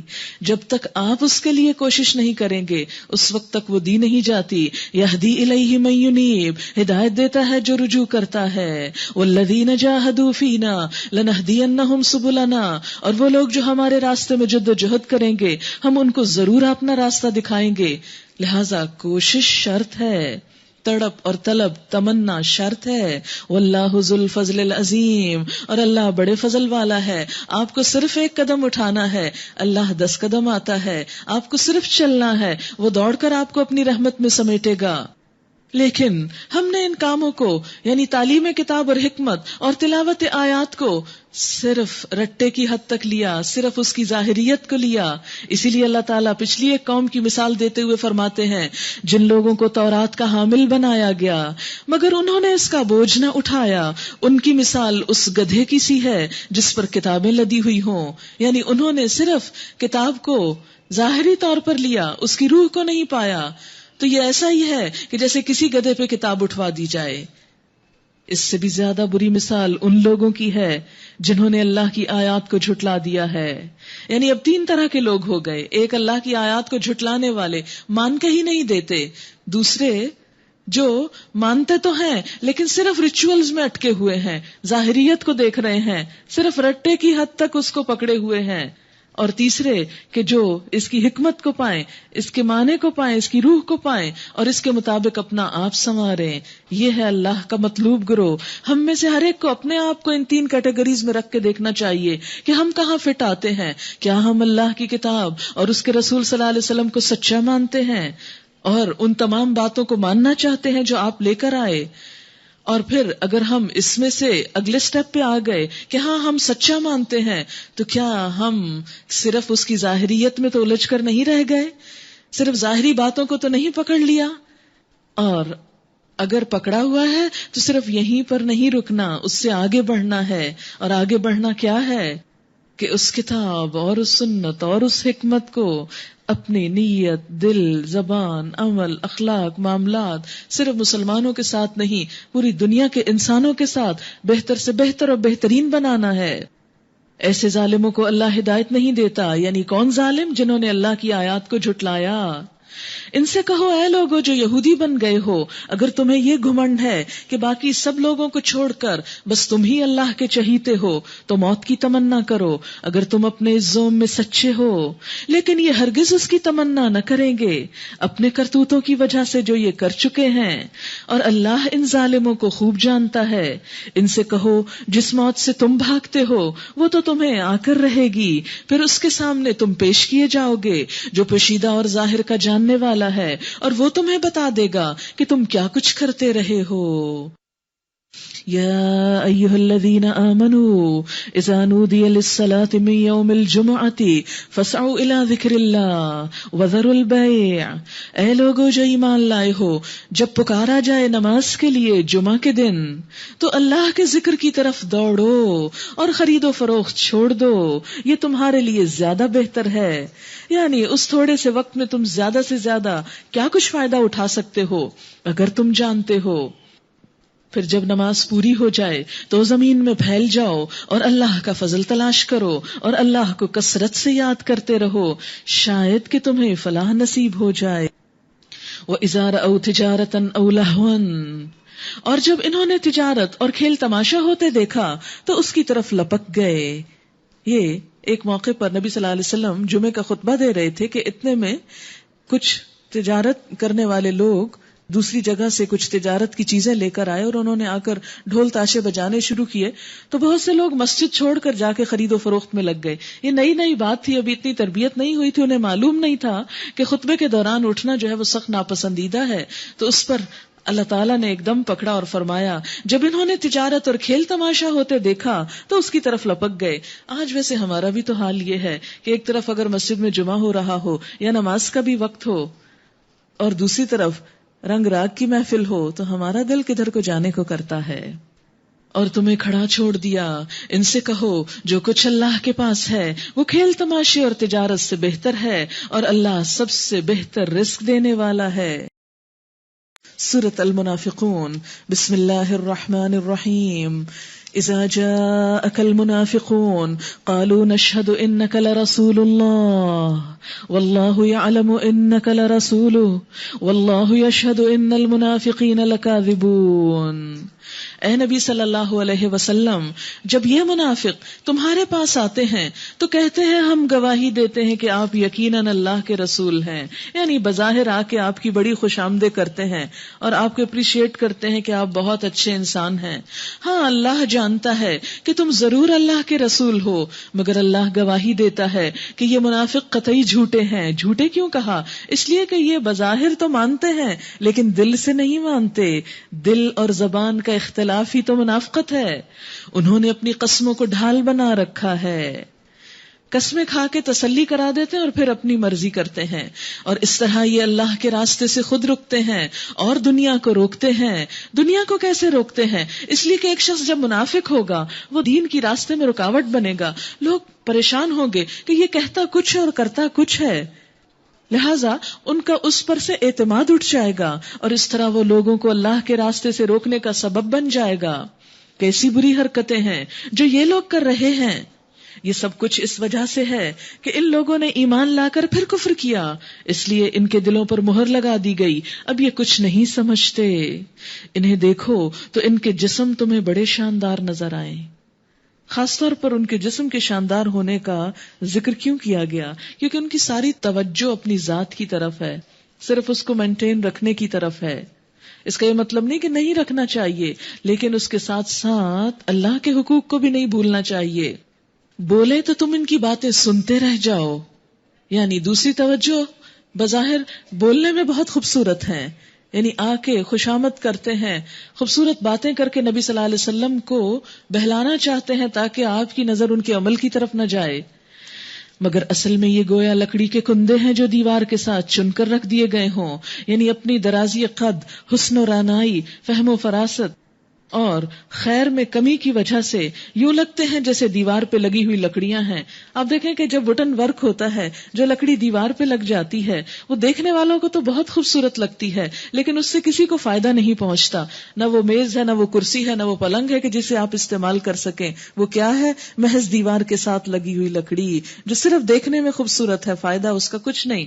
اللہ تعالیٰ نے منافقوں کو اسی سے تشبیہ دی کہ یہ لوگ دیکھنے میں ہی بس بھلے ہیں لیکن حقیقت میں کسی کام کے نہیں، دین کے کسی فائدے کے نہیں، کسی انسان کے سنسیئر نہیں.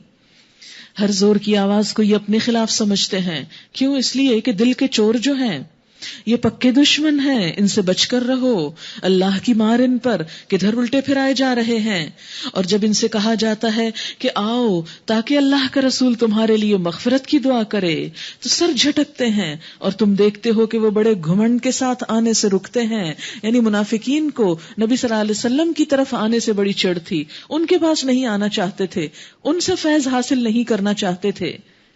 اے نبی صلی اللہ علیہ وسلم، تم چاہے ان کے لیے مغفرت کی دعا کرو یا نہ کرو، ان کے لیے برابر ہے. اللہ ہرگز انہیں معاف نہ کرے گا. اللہ فاسق لوگوں کو ہرگز ہدایت نہیں دیتا. یہ وہی لوگ ہیں جو کہتے ہیں رسول کے ساتھیوں پہ خرچ کرنا بند کر دو تاکہ یہ بکھر جائیں، حالانکہ زمین اور آسمانوں کے خزانوں کا مالک اللہ ہی ہے، مگر یہ منافق سمجھتے نہیں ہیں.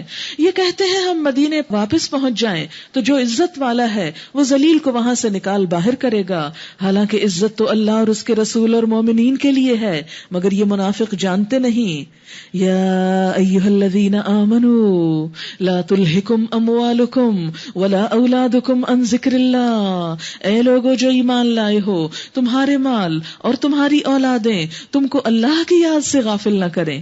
یعنی مال کا، بزنس کا، تجارت کا حق ہے، اولاد کا حق ہے، لیکن ساتھ اللہ کا بھی حق ہے. یہی ایک معتدل زندگی ہے جس میں انسان دنیا کے لیے بھی کام کرے اور اللہ کا وفادار بھی رہے، اپنی ذات کا حق بھی دے، اللہ کے ذکر میں بھی مشغول رہے. یہی تو ہمارا امتحان ہے. اسلام دنیا کو چھوڑنے کو نہیں کہتا، وہ دنیا کے اندر رہنے کو کہتا ہے، اور پھر یہی آزمائش ہے کہ اندر رہتے ہوئے اللہ کو یاد کرو. کیونکہ سب کچھ چھوڑ کے ایک طرف ہو جانے سے، جیسے اب آپ گھر بار چھوڑ کر یہاں آ گئے تو اللہ کا ذکر نہ کریں گے تو اور کیا کریں گے. لیکن اگر 29ویں رات تاک رات آپ کو گھر میں رہ کر اللہ کی عبادت کرنی پڑے تو پھر آپ کا دل اللہ کی عبادت میں لگے، تو یہی اصل امتحان میں کامیابی ہے. پھر فرمایا وَمَن يَفْعَلْ ذَلِكَ، اور جو لوگ ایسا کریں فَأُولَئِكَ هُمُ الْخَاسِرُونَ، وہی خسارے میں رہنے والے ہیں. یعنی خسارے والے کون ہیں؟ نقصان والے کون ہیں؟ لاس پر کون ہیں؟ جو اولاد اور مال کی محبت میں اللہ کی یاد، اللہ کے دین، اس سے غافل ہو جاتے ہیں. یہ دونوں ہی فتنہ ہیں ہمارے لیے، کیونکہ دونوں میں بہت اٹریکشن ہے. وَأَنفِقُوا مِمَّا رَزَقْنَاكُمْ، اور خرچ کرو اس رزق میں سے جو ہم نے تمہیں دیا ہے. اللہ نے دیا ہے نا، جو کچھ دیا ہے اس میں سے دینا ہے. قبل اس کے کہ تم میں سے کسی کی موت کا وقت آ جائے اور اس وقت کہے کہ اے میرے رب، کیوں نہ تو نے مجھے تھوڑی سی مہلت اور دے دی کہ میں صدقہ دیتا. کہ جب موت کا اندھیرا نظر آئے گا تو انسان سوچے گا کاش کچھ صدقہ دے کے پریشانی ٹالوں. جیسے عام طور پر ہم صدقے کی طرف توجہ نہیں کرتے، لیکن جب کوئی بیماری، دکھ، پریشانی آتی ہے تو پھر ہم فوراً بکرا ذبح کرنے کا سوچتے ہیں. اچھی بات ہے، اس میں برائی نہیں، آپ صدقہ کریں اس وقت بھی، تکلیف کے وقت، کیونکہ تکلیف کے وقت صدقہ اس کو دور کرتا ہے. لیکن صرف تکلیف کے وقت نہ کریں بلکہ اچھے وقت میں بھی کریں، ہر حال میں، تاکہ اس سے پہلے کہ کوئی بلا آئے وہ پہلے سے ہی ٹل جائے. اس وقت موت کے وقت انسان کہے گا کاش مجھے تھوڑا سا وقت اور مل جاتا اور میں صدقہ دیتا اور نیک لوگوں میں شامل ہو جاتا.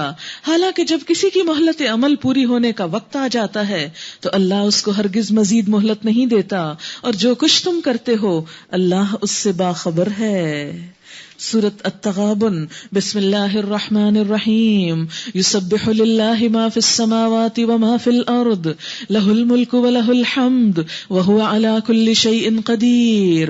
اللہ کی تسبیح کر رہی ہے ہر وہ چیز جو آسمانوں میں ہے اور ہر وہ چیز جو زمین میں ہے. کیا ہم نہ کریں گے؟ ہمیں بھی کرنا ہے.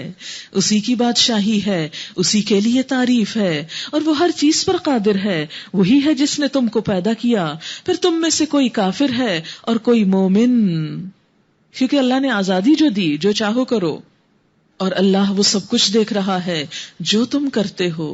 کہیں پر بھی انسان چھپ کر یا سب کے سامنے جو کچھ بھی کرتا ہے وہ دیکھتا ہے، وہ ساتھ ساتھ ہے. اس نے زمین اور آسمانوں کو برحق پیدا کیا اور تمہاری صورت بنائی اور بڑی عمدہ صورت بنائی، اور اسی کی طرف آخر کار تم کو پلٹنا ہے. زمین اور آسمانوں کی ہر چیز کا اسے علم ہے. جو کچھ تم چھپاتے ہو اور جو کچھ تم ظاہر کرتے ہو اس کو سب معلوم ہے. وہ دلوں کا حال تک جانتا ہے، اندر تک کی باتیں. کیا تمہیں ان لوگوں کی کوئی خبر نہیں پہنچی جنہوں نے اس سے پہلے کفر کیا اور پھر اپنی شامت اعمال کا مزہ چکھ لیا، اور آگے ان کے لیے ایک دردناک عذاب ہے. اس انجام کے مستحق وہ اس لیے ہوئے کہ ان کے پاس ان کے رسول کھلی کھلی دلیلیں اور نشانیاں لے کر آتے رہے، مگر انہوں نے کہا کیا انسان ہمیں ہدایت دیں گے؟ یعنی اللہ کے پیغمبروں اور دین کی بات پہنچانے والوں کو حقیر سمجھ کر ان کی بات نہ سنی. یاد رکھیں، ہدایت وہ شخص پا سکتا ہے جو ہمیشہ یہ دیکھے کیا کہا جا رہا ہے، یہ نہ دیکھے کون کہہ رہا ہے. اس طرح انہوں نے ماننے سے انکار کر دیا اور منہ پھیر لیا. تب اللہ بھی ان سے بے پرواہ ہو گیا، اور اللہ تو ہے ہی بے نیاز اور اپنی ذات میں آپ محمود. کافروں نے بڑے دعوے سے کہا کہ وہ مرنے کے بعد ہرگز دوبارہ نہ اٹھائے جائیں گے. آج بھی بہت لوگ ہیں یہ کہنے والے. ان سے کہو نہیں، تمہاری بات یہ درست نہیں. میرے رب کی قسم تم ضرور اٹھائے جاؤ گے، پھر ضرور تمہیں بتایا جائے گا کہ تم نے دنیا میں کیا کچھ کیا ہے، اور ایسا کرنا اللہ کے لیے بہت آسان ہے. اگر پہلی دفعہ جب کچھ بھی نہ تھا، نتھنگ، تو اس نے یہ سب کچھ بنا دیا، پیدا کر دیا، تو اب یہ ختم ہونے کے بعد بھلا وہ دوبارہ ایسا کیوں نہیں بنا سکتا؟ بنی ہوئی چیز کو دیکھ کر بنانا تو زیادہ آسان ہوتا ہے. جب کچھ بھی نہ ہو نئے سرے سے کسی چیز کو اوریجنیٹ کرنا مشکل ہوتا ہے. اللہ جو سب سے پہلے انوینٹر تھا، جس نے بدیع السماوات والارض بغیر کسی مثال کے آسمان و زمین کو پیدا کر لیا، اس کے لیے کیا مشکل ہے کہ وہ ان بنے ہوئے انسانوں کے مرنے کے بعد پھر انہیں دوبارہ نہ بنا سکے. ہمیں اس لیے مشکل نظر آتا ہے کہ ہم اللہ کی طاقت کو اپنی طاقت جیسا سمجھتے ہیں، انسانی طاقت پر قیاس کرتے ہیں. حالانکہ انسان اگر صرف ایک آسمان کی طرف نظر اٹھا دیکھے کہ بغیر ستونوں کے کتنی بڑی چھت ہر طرف چھائی ہوئی ہے، ہر طرف چھائی ہوئی ہے. جس رب نے وہ بنا لیا اتنا بڑا، کیا وہ ایک انسان کو دوبارہ نہ اٹھا سکے گا؟ اور ان گنت ستاروں، سیاروں، پلانٹس میں سے ایک پلانٹ زمین پر چند لوگ جو پینسل کے نقطے پر چمٹنے والے لاکھوں جراثیم کی طرح ہیں، بس کیونکہ سائنسدان یہ کہتے ہیں کہ زمین سارے گیلیکسیز اور سیاروں ستاروں کے اندر بس ایک مائکروسکوپک ذرہ ہے، اور اس ذرے پہ ہم اتنے سارے انسان، اللہ کے لیے اس ذرے کو دوبارہ بنانا کچھ بھی مشکل نہیں. بس ایمان لاؤ اللہ پر اور اس کے رسول پر اور اس روشنی پر جو ہم نے نازل کی ہے. جو کچھ تم کرتے ہو اللہ اس سے باخبر ہے. اس کا پتہ تمہیں اس روز چل جائے گا جب اکٹھا ہونے کے دن وہ تم سب کو اکٹھا کر لے گا. وہ دن ہوگا ایک دوسرے کے مقابلے میں لوگوں کی ہار جیت کا. اس دن پتہ چلے گا کہ کامیاب کون ہے اور ناکام کون ہوا. جو اللہ پر ایمان لایا ہے اور نیک عمل کرتا ہے، اللہ اس کے گناہ جھاڑ دے گا اور اسے ایسی جنتوں میں داخل کرے گا جن کے نیچے نہریں بہتی ہوں گی. یہ لوگ ہمیشہ ہمیشہ ان میں رہیں گے. یہی بڑی کامیابی ہے. اور جن لوگوں نے کفر کیا ہے اور ہماری آیات کو جھٹلایا ہے وہ دوزخ کے رہنے والے ہوں گے جس میں وہ ہمیشہ رہیں گے، اور وہ بدترین ٹھکانہ ہے. ما اصاب من مصیبت الا باذن اللہ. کوئی مصیبت کبھی نہیں آتی مگر اللہ کے اذن ہی سے آتی ہے. جو شخص اللہ پر ایمان رکھتا ہو، یعنی مصیبت کے وقت اللہ کی طرف رجوع کر لے، اللہ اس کے دل کو ہدایت بخشتا ہے. یعنی اللہ کے فیصلے کو مان جائے، قبول کر لے کہ اللہ اسی میں کوئی بہتری ہوگی. آپ نے سورۃ یوسف پڑھی اور اس میں آپ دیکھتے ہیں کہ یوسف علیہ السلام خواب دیکھ رہے ہیں کہ چاند اور سورج اور 11 ستارے ان کو سجدہ کر رہے ہیں، اور اس کے فوراً بعد ان کی پکڑائی ہو جاتی ہے. بھائی گھیر کے لے جاتے ہیں، اندھے کنویں میں ڈال آتے ہیں، پھر وہاں سے نکالے جاتے ہیں تو بازار مصر میں بکتے ہیں، پھر وہاں سے قید خانے میں پہنچ جاتے ہیں. اب بظاہر ہم جیسا کوئی دیکھنے والا انسان یہ کہے یہ کیسا خواب تھا؟ اس خواب تو تم نے کیا دیکھا کہ عرش پہ بیٹھے ہو، تخت پہ بیٹھے ہو اور لوگ تمہارے آگے جھکے ہوئے ہیں اور پڑے تم جیل خانے میں ہو. بظاہر سخت مصیبتیں، کئی سال تکلیفیں، لیکن اس کے بعد اللہ نے وہ خواب سچ کر دکھایا. رات دن میں بدل گئی، اندھیرا چھٹ گیا غموں کا، اور انہیں مصر کی بادشاہت نصیب ہوئی، ساتھ ہی نبوت بھی ملی. نبوت اور بادشاہت، ہدایت اور دولت، دو چیزوں کا جمع ہو جانا دنیاوی اور اخروی اعتبار سے ایک بہت بڑی کامیابی ہے. تو اس لیے کبھی کسی انسان پر کوئی آزمائش آئے، کوئی دکھ آئے، کوئی تکلیف آئے تو کبھی یہ نہیں سوچنا چاہیے کہ اللہ نے تو مجھ سے بہت ظلم کیا اور میرا بھلا نہیں کیا. نہیں، وہ کبھی ظلم کرنے والا نہیں. اللہ جب کسی انسان سے کوئی کام لینا چاہتا ہے، جب اس پر کوئی بڑی ذمہ داری ڈالنا چاہتا ہے، جب اسے کوئی بڑا مرتبہ دینا چاہتا ہے تو اس کو آزمائشوں کی بھٹی میں تپاتا ہے. آپ دیکھیں کہ سونا اسی وقت چمکدار ہوتا ہے جب وہ بھٹی پہ تپا کر اس کا میل الگ کر لیا جائے. تو یاد رکھیے زندگی میں کوئی بھی دکھ یا تکلیف آئے، کوئی پریشانی آئے، فرمایا وہ اللہ کے اذن سے آتی ہے. اللہ کو پتا ہوتا ہے میرا کون بندہ کتنا دکھ اٹھانے کے قابل ہے. اور جو اللہ پر ایمان لے آئے اللہ اس کے دل کو ہدایت بخش دیتا ہے. یعنی جو اللہ سے ناراض نہ ہو ایسے موقع پر، اور اللہ کو ہر چیز کا علم ہے. اللہ کی اطاعت کرو اور رسول کی اطاعت کرو، لیکن اگر تم اطاعت سے منہ موڑتے ہو، یہاں صرف اللہ کی نہیں، نبی صلی اللہ علیہ وسلم کی اطاعت کی بات بھی ہے کہ آپ کی بات بھی مانو. لہذا قرآن کے ساتھ حدیث اور سنت کا ہونا بھی ضروری ہے.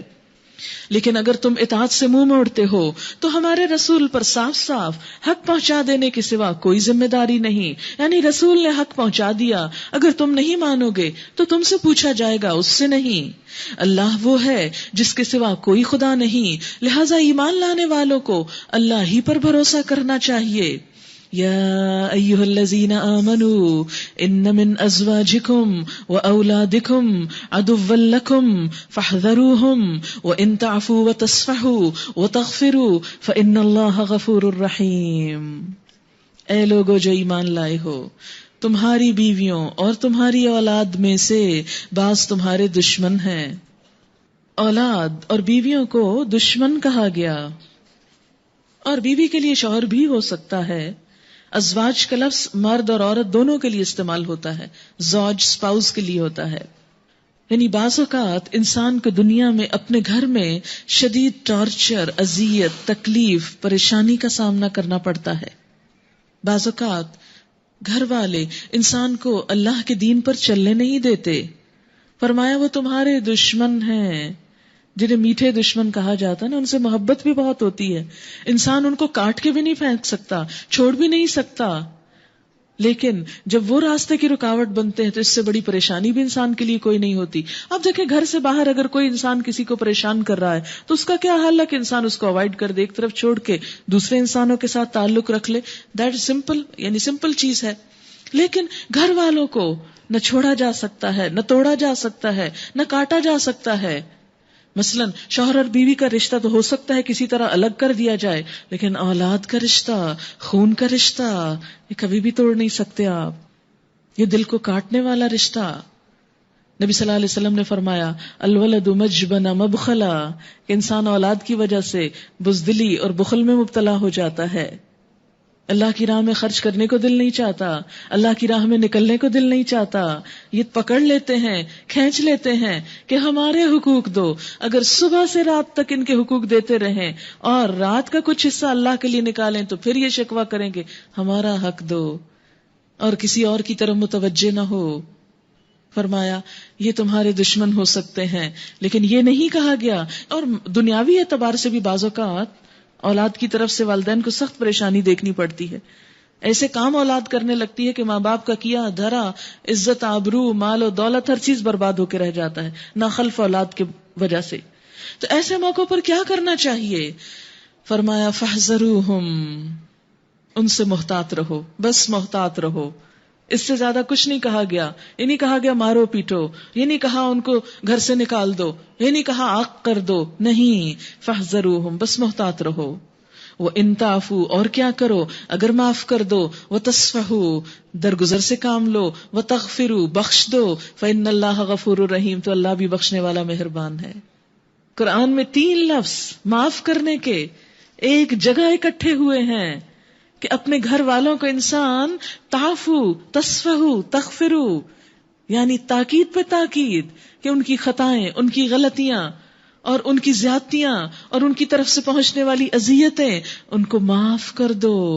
خوشگوار ازدواجی زندگی، خوشگوار خاندانی زندگی کا یہی راز ہے.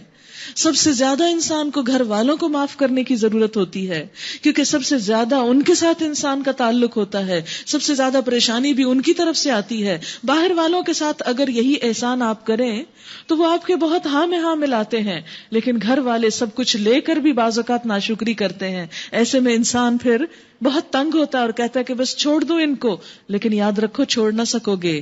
تو اس کا حل کیا ہے کہ تم معاف کر دو. آپ دیکھیں کہ جب انسان معاف کرتا ہے تو ایسا ہی ہے جیسے کسی دوا کا کڑوا گھونٹ پینا، اور بعض اوقات 1 نہیں 3 گھونٹ. تعفو، تصفحو، تغفرو، بار بار ایسا کرنا. اور جب انسان یہ کڑوا گھونٹ پی جاتا ہے، جبر کر جاتا ہے، اپنے پہ ضبط کر جاتا ہے، اپنی زبان کو کنٹرول رکھتا ہے، اپنے رویے، اپنے ہاتھ کو روک کر رکھتا ہے، تو اس کا نتیجہ بھی بہترین نکلتا ہے. انہی رشتوں میں پھر اللہ خوشیاں بھی دیتا ہے. اور انسان اگر بے صبرا ہو جائے اور ان سے کاٹ بیٹھے تو ذرا سوچیں، تھوڑی دیر کاٹ دیں، ان سے کاٹ دیں، پھر انسان کیا ان کے بغیر بھی جی سکتا ہے؟ ان کے بغیر بھی کوئی خوشیاں ہوتی ہیں؟ لہٰذا گھریلو زندگیوں کی خوشگواری کا انحصار معاف کرنے پر ہے. انما اموالکم و اولادکم فتنہ، تمہارے مال اور تمہاری اولاد تو تمہارے لیے آزمائش ہیں. مال اور اولاد آزمائش ہیں، امتحان ہیں. یہ تو ہمیشہ کچھ نہ کچھ لگا ہی رہے گا، کبھی مال کا نقصان، کبھی اولاد کی طرف سے کوئی پریشانی. یہی زندگی ہے. واللہ عندہ اجر عظیم، اور اللہ ہی تو ہے جس کے پاس بڑا اجر ہے. نبی صلی اللہ علیہ وسلم نے فرمایا ایک شخص قیامت کے روز لایا جائے گا اور کہا جائے گا کہ اس کے بال بچے اس کی ساری نیکیاں کھا گئے، یعنی جو اس نے نیک کام کیے تھے وہ انہوں نے سب برباد کر دیے، یا ان کی وجہ سے یہ حرام کاریوں میں پڑ گیا. کیونکہ انسان اکیلا ہو تو کتنا کمائے گا، کیا کرے گا، لیکن اولاد اور بیویوں کے مطالبے پر ہی عموماً حرام کی طرف انسان مائل ہوتا ہے اور اپنی آخرت بھی خراب کرتا ہے، اور ان کے لیے حرام کا توشہ چھوڑ کر انہیں بھی نیکی کی بجائے برائی کے راستے پر لگا دیتا ہے. کیونکہ حرام میں کبھی برکت نہیں ہوا کرتی، حرام مال سے کبھی خوشیاں نہیں آیا کرتی، اگرچہ اس کی چکا چوند کتنی ہی بڑی کیوں نہ ہو.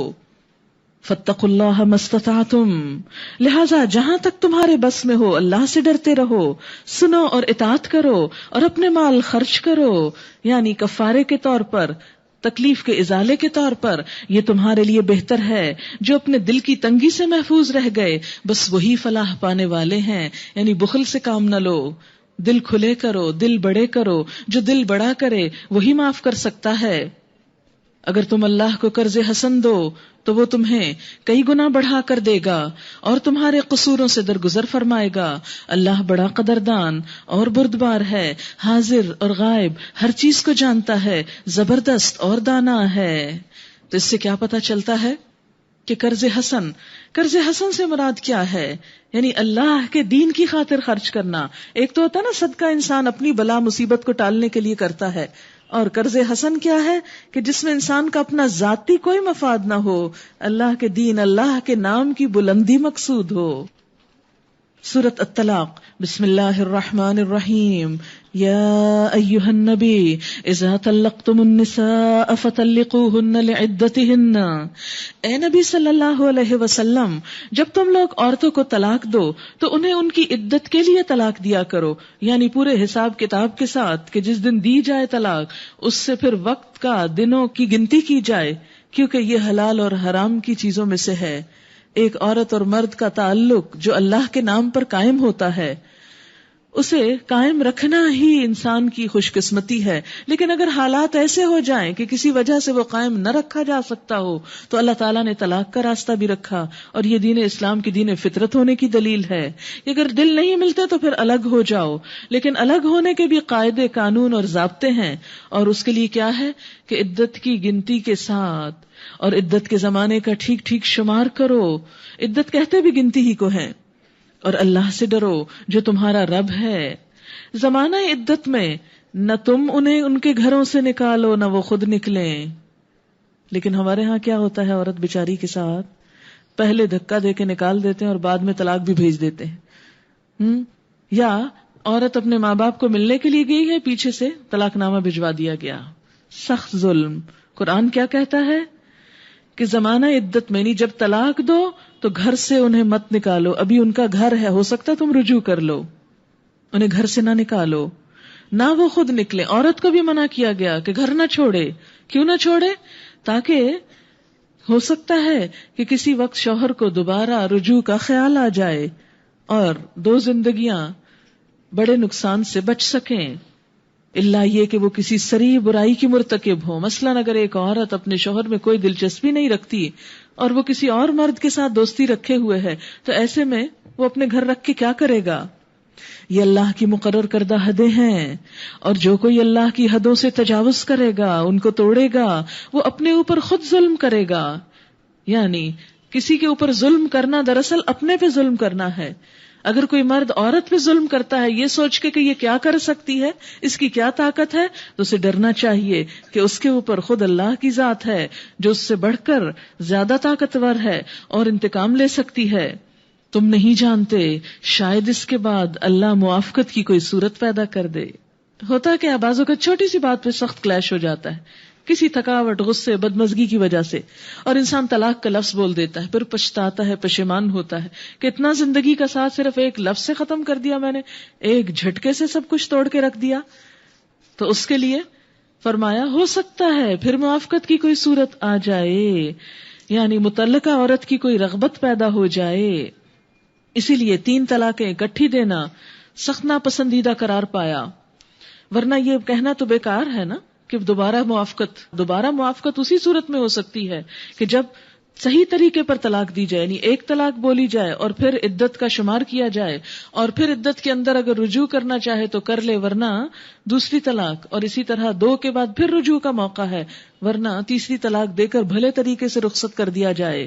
پھر جب وہ اپنی عدت کے مدت کے خاتمے تک پہنچے تو یا انہیں بھلے طریقے سے اپنے نکاح میں رکھو یا بھلے طریقے پر ان سے جدا ہو جاؤ، اور 2 ایسے آدمیوں کو گواہ بنا لو جو تم میں سے صاحب عدل ہوں، اور اے گواہ بننے والو ٹھیک ٹھیک اللہ کے لیے گواہی ادا کرو۔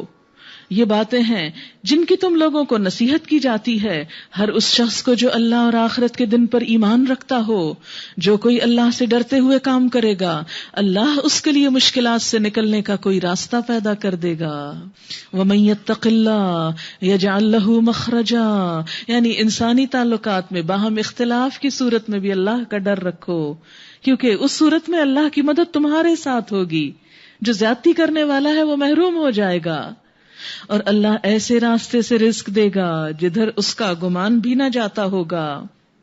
یعنی اللہ سے ڈرنے والوں کے لیے اللہ کا وعدہ کیا ہے کہ وہ وہاں سے رزق دے جہاں سے انسان سوچ بھی نہ سکتا ہو. جو اللہ پر بھروسہ کرے اس کے لیے وہ کافی ہے. اللہ اپنا کام پورا کر کے رہتا ہے، اس نے ہر چیز کے لیے تقدیر مقرر کر رکھی ہے.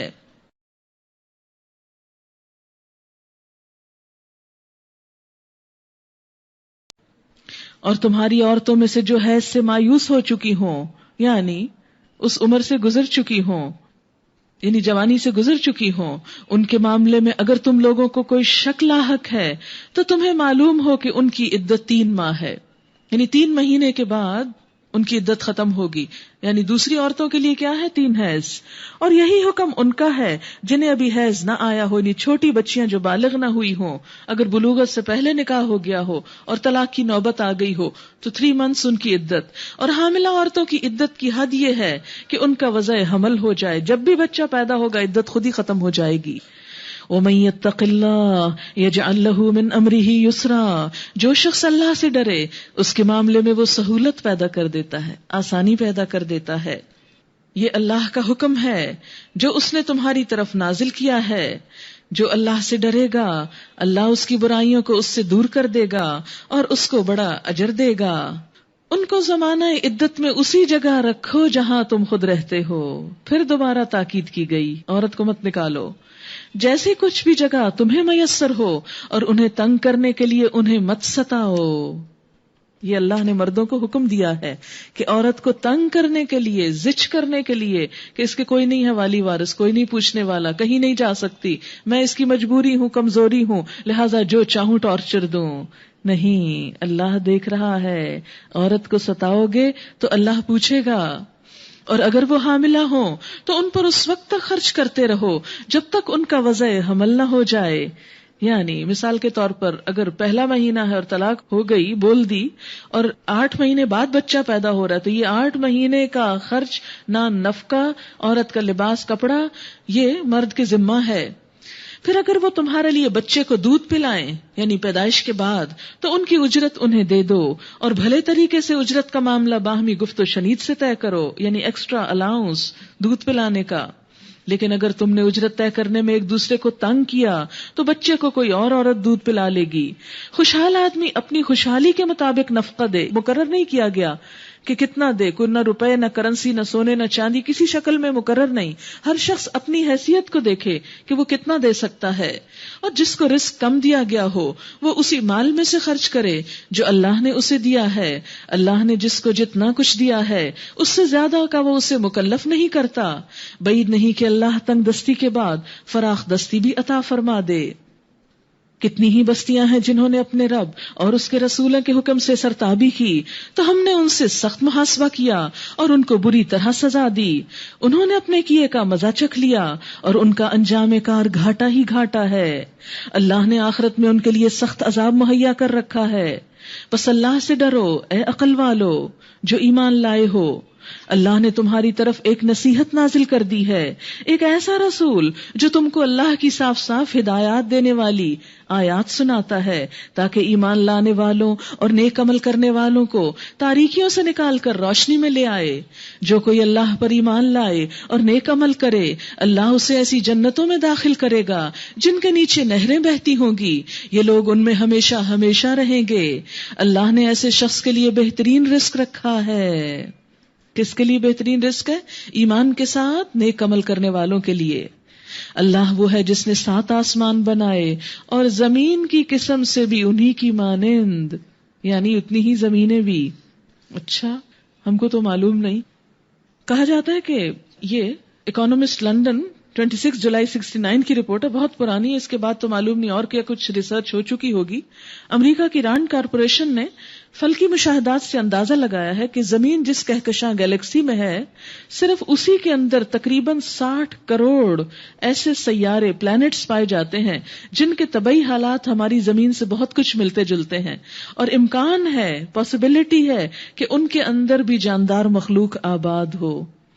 تو یہاں اللہ تعالیٰ نے 7 آسمانوں کے ساتھ زمینوں کا بھی ذکر کیا، لیکن ہمارا ابھی علم اتنا محدود ہے کیونکہ وَلَا يُحِيطُونَ بِشَيْءٍ مِّنْ عِلْمِهِ إِلَّا بِمَا شَاءَ، بہت لمیٹڈ ہے ہمارا علم۔ اس کے باوجود ہم دیکھتے ہیں کہ جس رب نے یہ سب کچھ بنایا اس کے لیے تو کوئی بڑائی نہیں ہمارے دل میں، اور جنہوں نے یہ چھوٹی موٹی چیزیں ڈسکور کر لیں ان کو ہم اپنا خدا بنا بیٹھے۔ اللہ وہ ہے جس نے 7 آسمان بنائے اور زمین کی قسم سے بھی انہی کی مانند، ان کے درمیان اس کا حکم نازل ہوتا رہتا ہے۔ یہ بات تمہیں اس لیے بتائی جا رہی ہے تاکہ جان لو کہ اللہ ہر چیز پر قدرت رکھتا ہے، اور یہ کہ اللہ کا علم ہر چیز پر محیط ہے۔ سورۃ التحریم۔ بسم اللہ الرحمن الرحیم۔ یا ایہا النبی لم تحرم ما احل اللہ لک تبتغی مرضات ازواجک واللہ غفور الرحیم۔ اے نبی صلی اللہ علیہ وسلم، آپ کیوں اس چیز کو حرام کرتے ہیں جو اللہ نے آپ کے لیے حلال کر دی؟ گویا حلال اور حرام کا اصل اختیار اللہ کے پاس ہے، اللہ ہی کو یہ حق حاصل ہے، اور نبی صلی اللہ علیہ وسلم نے جو حلال اور حرام کیا وہ بھی اللہ کی وحی اور حکم کے مطابق ہی کیا۔ تو یہاں کیا بتایا جا رہا ہے کہ جو چیزیں اللہ نے حلال کی ہوں وہ کسی کو بھی حرام کرنے کا حق نہیں، حتیٰ کہ نبی صلی اللہ علیہ وسلم کو بھی نہیں۔ تو پھر ہم دین کو اپنے ہاتھ میں نہیں لے سکتے کہ ہم کہیں نہیں جی آج کے دور میں تو دودھ نہیں پیا جانا چاہیے، حرام کر دینا چاہیے کیونکہ جانوروں کی شارٹیج ہو گئی ہے۔ نہیں، اس کا کوئی اور حل تلاش کریں، لیکن اللہ کی نعمت کو حرام ڈکلیئر مت کریں۔ لیکن افسوس کے ساتھ کہنا پڑتا ہے کہ مسلمانوں نے اس دور میں حلال اور حرام کے فتوے بہت عام کر دیے ہیں، ہر چھوٹی بڑی بات پہ بہت بڑا فتویٰ لگا دیا جاتا ہے۔ اس معاملے میں بہت احتیاط کی ضرورت ہے کسی بھی چیز کو حلال یا حرام کہنے کے۔ واللہ غفور الرحیم، اللہ بخشنے والا مہربان ہے۔ اور پھر یہاں پر کیا فرمایا؟ تم اپنی بیویوں کی رضا چاہتے ہو؟ اس سے پتہ چلتا ہے کہ انسان کو اپنے کسی نیئرسٹ اور کسی ڈیئرسٹ کے کہنے پر بھی اللہ کے کسی حکم کو نہیں بدلنا چاہیے۔ یعنی عموماً کیا ہوتا ہے کہ انسان اچھا کام کرنا چاہتا ہے، بیوی ایک ایسا مشورہ دیتی ہے کہ انسان اچھائی کے کام سے رہ جاتا ہے، یا اسی طرح بیوی ایک اچھا کام کرنا چاہتی ہے اور شوہر اس کو کرنے نہیں دینا چاہتا۔ تو یاد رکھیں یہاں ان سب لوگوں کے لیے جواب ہے جو یہ کہتے ہیں ہم خواتین تو حجاب کرنا چاہتی ہیں، ہمارے شوہر نہیں مانتے۔ تو بات یہ ہے کہ کسی انسان کی رضامندی کے لیے اللہ کے حرام کردہ چیز کو حلال نہیں کیا جا سکتا، اللہ کے حکم کو نہیں ٹالا جا سکتا۔ قد فرض اللہ لکم، اللہ نے تم لوگوں کے لیے فرض کر دیا، اپنی قسموں کی پابندی سے نکلنے کا طریقہ مقرر کر دیا ہے۔ یعنی اگر کوئی قسم کھا کر کسی حلال کو حرام کر بیٹھے تو اس قسم کو پھر توڑ دے، اور حرام کو حرام سمجھے اور حلال کو حلال، حلال کو حرام نہ کرے، اور اس کا طریقہ پیچھے آپ پڑھ چکے ہیں۔ اللہ تمہارا مولا ہے اور وہی علیم و حکیم ہے۔ اور یہ معاملہ بھی قابل توجہ ہے کہ نبی صلی اللہ علیہ وسلم نے ایک بات اپنی بیوی سے راز میں کہی تھی، پھر جب اس بیوی نے کسی اور پر وہ راز ظاہر کر دیا، کیونکہ عموماً عورتوں کی عادت ہوتی ہے کہ جب تک بات دوسرے کو بتا نہ چکے چین نہیں آتا، اور اللہ نے نبی صلی اللہ علیہ وسلم کو اس افشائے راز کی اطلاع دے دی، تو نبی صلی اللہ علیہ وسلم نے اس پر کسی حد تک اس بیوی کو خبردار کیا اور کسی حد تک اس سے درگزر کیا۔ یعنی کتنا بڑا ظرف تھا آپ کا کہ آپ کا راز کھول دیا، پھر بھی آپ نے اگنور کیا، آپے سے باہر نہیں ہوئے۔ یہی تو اخلاق کی بلندی ہے۔ پھر جب نبی صلی اللہ علیہ وسلم نے اسے افشائے راز کی یہ بات بتائی تو بیوی نے پوچھا آپ کو اس کی کس نے خبر دے دی؟ نبی صلی اللہ علیہ وسلم نے کہا مجھے اس نے خبر دی جو سب کچھ جانتا ہے اور خوب باخبر ہے، یعنی وحی کے ذریعے۔ اللہ تعالیٰ فرماتے ہیں اگر تم دونوں اللہ سے توبہ کرتی ہو تو یہ تمہارے لیے بہتر ہے، یعنی راز دینے اور سننے والی دونوں، کیونکہ تمہارے دل سیدھی راہ سے ہٹ گئے ہیں۔ اور اگر نبی صلی اللہ علیہ وسلم کے مقابلے میں تم نے باہم جتھا بندی کی تو جان رکھو کہ اللہ اس کا مولا ہے، اور اس کے بعد جبریل اور تمام صالح اہل ایمان اور سب ملائکہ اس کے ساتھی اور مددگار ہیں۔ بعید نہیں کہ اگر نبی صلی اللہ علیہ وسلم سب بیویوں کو طلاق دے دیں تو اللہ اسے ایسی بیویاں تمہارے بدلے میں عطا فرما دے جو تم سے بہتر ہوں. یہ کیوں کہا گیا؟ تاکہ ازواج مطہرات اپنے رویے میں بہت محتاط ہوں. یہاں ایک خاص معاملہ ہے، بہت تاریخی بحثوں میں اس وقت جانے کا وقت نہیں، کہ جس میں آپ صلی اللہ علیہ وسلم نے ایک بات ایک خاتون سے اپنی ایک بیوی سے کہی، انہوں نے آگے بتا دی. تو بات یہ ہے کہ جو شخص بڑے کام اور بڑی ذمہ داری کو نبھانے والا ہو، اس کی بیوی کو بھی اس میں تعاون کرنا چاہیے. ہمارے ہاں بھی آپ دیکھیں کہ بعض مرد حضرات ایسی پوسٹس پہ ہوتے ہیں جس میں ان کے بہت یعنی قومی سلامتی کے معاملے ہوتے ہیں یا راز کی باتیں ہوتی ہیں، تو بسا اوقات انسان اپنے اہل خانہ کو کچھ نہ کچھ اس میں سے بتا دے، تو ایسی بیویوں کا فرض بنتا ہے کہ اسے وہیں تک رکھیں، آگے نہ پہنچائیں. فرمایا کہ اگر تم نے ایسا کیا تو پھر اللہ تعالیٰ تمہاری جگہ کسی اور کو لے آئے گا. یہ بڑی سخت دھمکی تھی، اور اصلاح کے لیے بعض اوقات دھمکی بڑی کام کرتی ہے.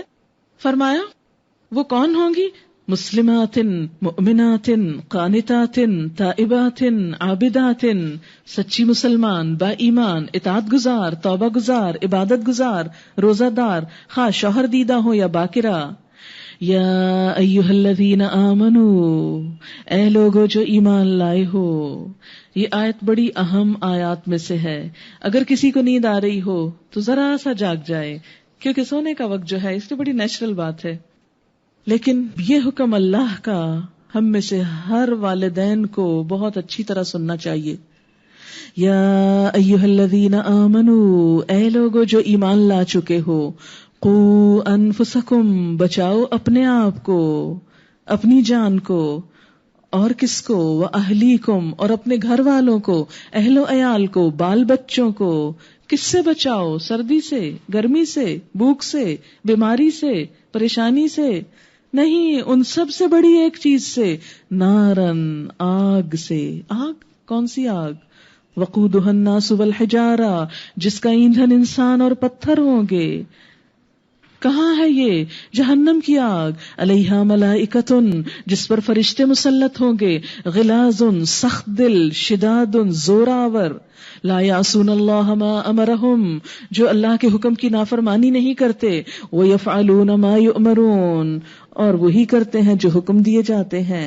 اس سے کیا پتہ چلتا ہے کہ ایمان لانے کے بعد بھی آگ کا خطرہ ہے. ہم میں سے بہت سے لوگ یہ سمجھتے ہیں کہ چونکہ ہم نے کلمہ پڑھ لیا ہے اس لیے آگ کا ہم سے کیا کام، اب تو جنت کے دروازے ہمارے لیے کھل گئے، کچھ کرو یا نہ کرو ہم سیدھے جنت میں جائیں گے. ہم میں سے ہر مسلمان یہی سمجھتا ہے. اللہ تعالیٰ پکڑ کے جھنجھوڑ رہے ہیں، یا ایھا الذین آمنو، اے لوگو جو ایمان لا چکے ہو، کلمہ پڑھ چکے ہو، ابھی بھی خطرے میں ہو. کیا ہے خطرہ؟ بچاؤ اپنے آپ کو اور اپنے بال بچوں کو آگ سے. یہ ہے تمہارا اصل مسئلہ، تم سے اس کے بارے میں پوچھا جائے گا. نبی صلی اللہ علیہ وسلم نے فرمایا، کلکم راعٍ وکلکم مسئول عن رعیتہ، تم میں سے ہر شخص نگران ہے اور ہر شخص سے اس کی رعیت کے بارے میں پوچھا جائے گا. اور نہ صرف یہ کہ مرد بلکہ عورت سے بھی پوچھا جائے گا. ارشاد فرمایا، والمرأة راعیۃ فی بیت زوجہا ومسئولۃ عنہا، عورت اپنے شوہر کے گھر کی نگران ہے اور اس سے اس کے بارے میں پوچھا جائے گا. اور بچوں کی تربیت خاص طور پر عورت کی ذمہ داری ہے، اگرچہ باپ بھی اس میں شریک ہے لیکن عورت کی ذمہ داری اس معاملے میں زیادہ ہے، اس سے اس کا حساب ہوگا. لہٰذا ہر عورت کو اپنے بچوں کے صرف اس دنیا کے مستقبل کی فکر نہیں بلکہ آخرت کی بھی فکر ہونی چاہیے. مگر ہمارا طرز عمل کیا ہے کہ عموماً ہم کیا کرتے ہیں، بچے 2 سال کے بس ہو جائیں تو فکر ہو جاتی ہے کہ اسکول میں بعض اوقات میں نے تو سنا ہے، یہاں کا میں جانتی نہیں ہوں، کہ بچوں کی پیدائش سے پہلے نام درج کروانا شروع کر دیتے ہیں تاکہ داخلہ مل جائے، اچھے اسکول میں پڑھیں، اچھا فیوچر بنے، ان کا قابل ہوں، دنیا زیادہ سے زیادہ کما سکیں. لیکن ہم ماؤں کی، والدین کی صرف یہ فکر نہیں ہونی چاہیے، یہ بھی فکر ہونا چاہیے کہ مرنے کے بعد ان کی جو زندگی ہمیشہ ہمیشہ کی ہے اس میں ان کو کتنی خوشیاں کیسے، کہاں سے، کس طریقے سے حاصل ہو سکتی ہیں. کیونکہ یہ زندگی تو ختم ہو جائے گی، اسے ختم نہیں ہونا. یہ خوشیاں تو عارضی ہیں، وہ ہمیشہ کی ہیں، ان کے لیے جد و جہد کرنی. اور بچے تو پھول ہیں، معصوم ہیں، جدھر چاہیں موڑ دیں. آپ کے ہاتھوں مجبور ہیں بیچارے، جیسی چاہیں تربیت کر دیں، جیسا چاہیں اخلاق اور کردار ان کو دے دیں۔ نبی صلی اللہ علیہ وسلم نے فرمایا کہ کل مولود یولد علی الفطرہ، ہر بچہ فطرت پہ پیدا ہوتا ہے، فابواہ یہودانہ او ینصرانہ او یمجسانہ، ہر بچہ دین اسلام فطرت پہ پیدا ہوتا ہے، معصوم ہوتا ہے، لیکن اس کے ماں باپ اس کو یا یہودی بنا دیتے ہیں، یا عیسائی بنا دیتے ہیں، یا مجوسی بنا دیتے ہیں۔ اور عموماً ہمارا دین کیا ہوتا ہے؟ جو ہمارے والدین کا ہوتا ہے، ہم بہت کم غور کرتے ہیں کہ صحیح کیا ہے اور غلط کیا ہے، کیونکہ والدین کی محبت بھی ہوتی ہے، عقیدت بھی ہوتی ہے، اور ان کو ہم ایک بڑا مقام بھی دیتے ہیں، لہٰذا جو وہ کرتے ہیں ہمارے لیے وہی حجت ہو جاتا ہے۔ تو والدین کا فرض کیا ہے کہ وہ صرف اپنی نہیں، اپنے ساتھ بچوں کی بھی فکر کریں، اور ان تمام کاموں سے اپنے آپ کو بچائیں جو آگ کی طرف لے جانے والے ہیں، اور اس میں تمام بڑے بڑے کبیرہ گناہ اور انسانوں کے حقوق میں زیادتی، یہ تمام چیزیں جن کی قرآن میں آپ تفصیل پڑھ چکے ہیں، ان تمام حرام اور غلط کاموں سے بچنے کی ضرورت ہے۔ اور پھر آگ اتنی سخت ہے جس میں انسان بطور ایندھن استعمال ہوں گے۔ آپ کو پتا ہے انسان کے جسم میں کیلشیم ہے، فاسفورس ہے، یہ جلنے جلانے کے کام آتی ہیں یہ چیزیں۔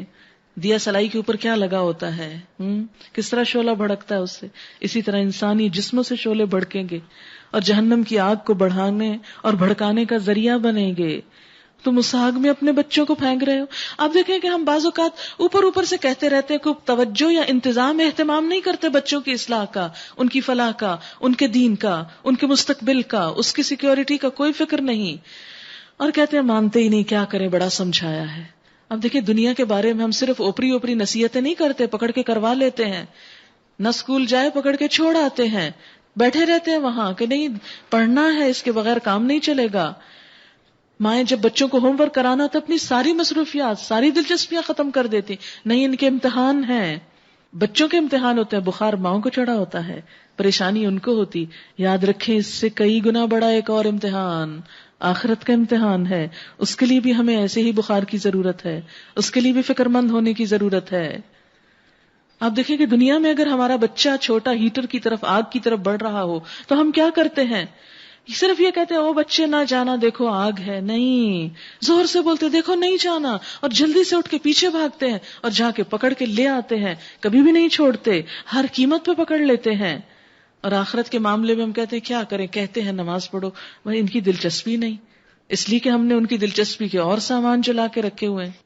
یا ایھا الذین کفروا، اے لوگوں جنہوں نے انکار کیا، لا تعتذروا اليوم، آج معذرتیں نہ کرو، ایکسکیوزز نہ کرو، بہانے مت کرو۔ دنیا میں بھی ہم جب اچھا کام کرنا نہیں چاہتے تو ہم 100 بہانے ڈھونڈ لیتے ہیں، یہی بہانے آخرت میں بھی کریں گے، لیکن وہاں بہانے کام نہ آئیں گے۔ انما تجزون ما کنتم تعملون، تم تو وہی جزا دیے جا رہے ہو جو تم کرتے رہے ہو، کیونکہ دنیا میں جب ہم کچھ کرنا چاہتے ہیں تو بس کر جاتے ہیں، پھر بہانہ نہیں کرتے، بس کر جاتے ہیں۔ مثلاً ہمیں بھوک لگی ہو تو ہم بہانہ کرتے ہیں، کیا کریں، کھانے کوئی کچھ نہیں، اب لگی ہے تو نہیں، اس کے لیے تو چھین کے بھی کھانا پڑے تو کھا جاتے ہیں۔ یا ایھا الذین آمنوا توبوا الی اللہ توبۃ نصوحا، اے لوگو جو ایمان لائے ہو اللہ سے توبہ کرو، خالص توبہ، بعید نہیں کہ اللہ تمہاری برائیاں تم سے دور کر دے اور تمہیں ایسی جنتوں میں داخل فرما دے جن کے نیچے نہریں بہ رہی ہوں گی۔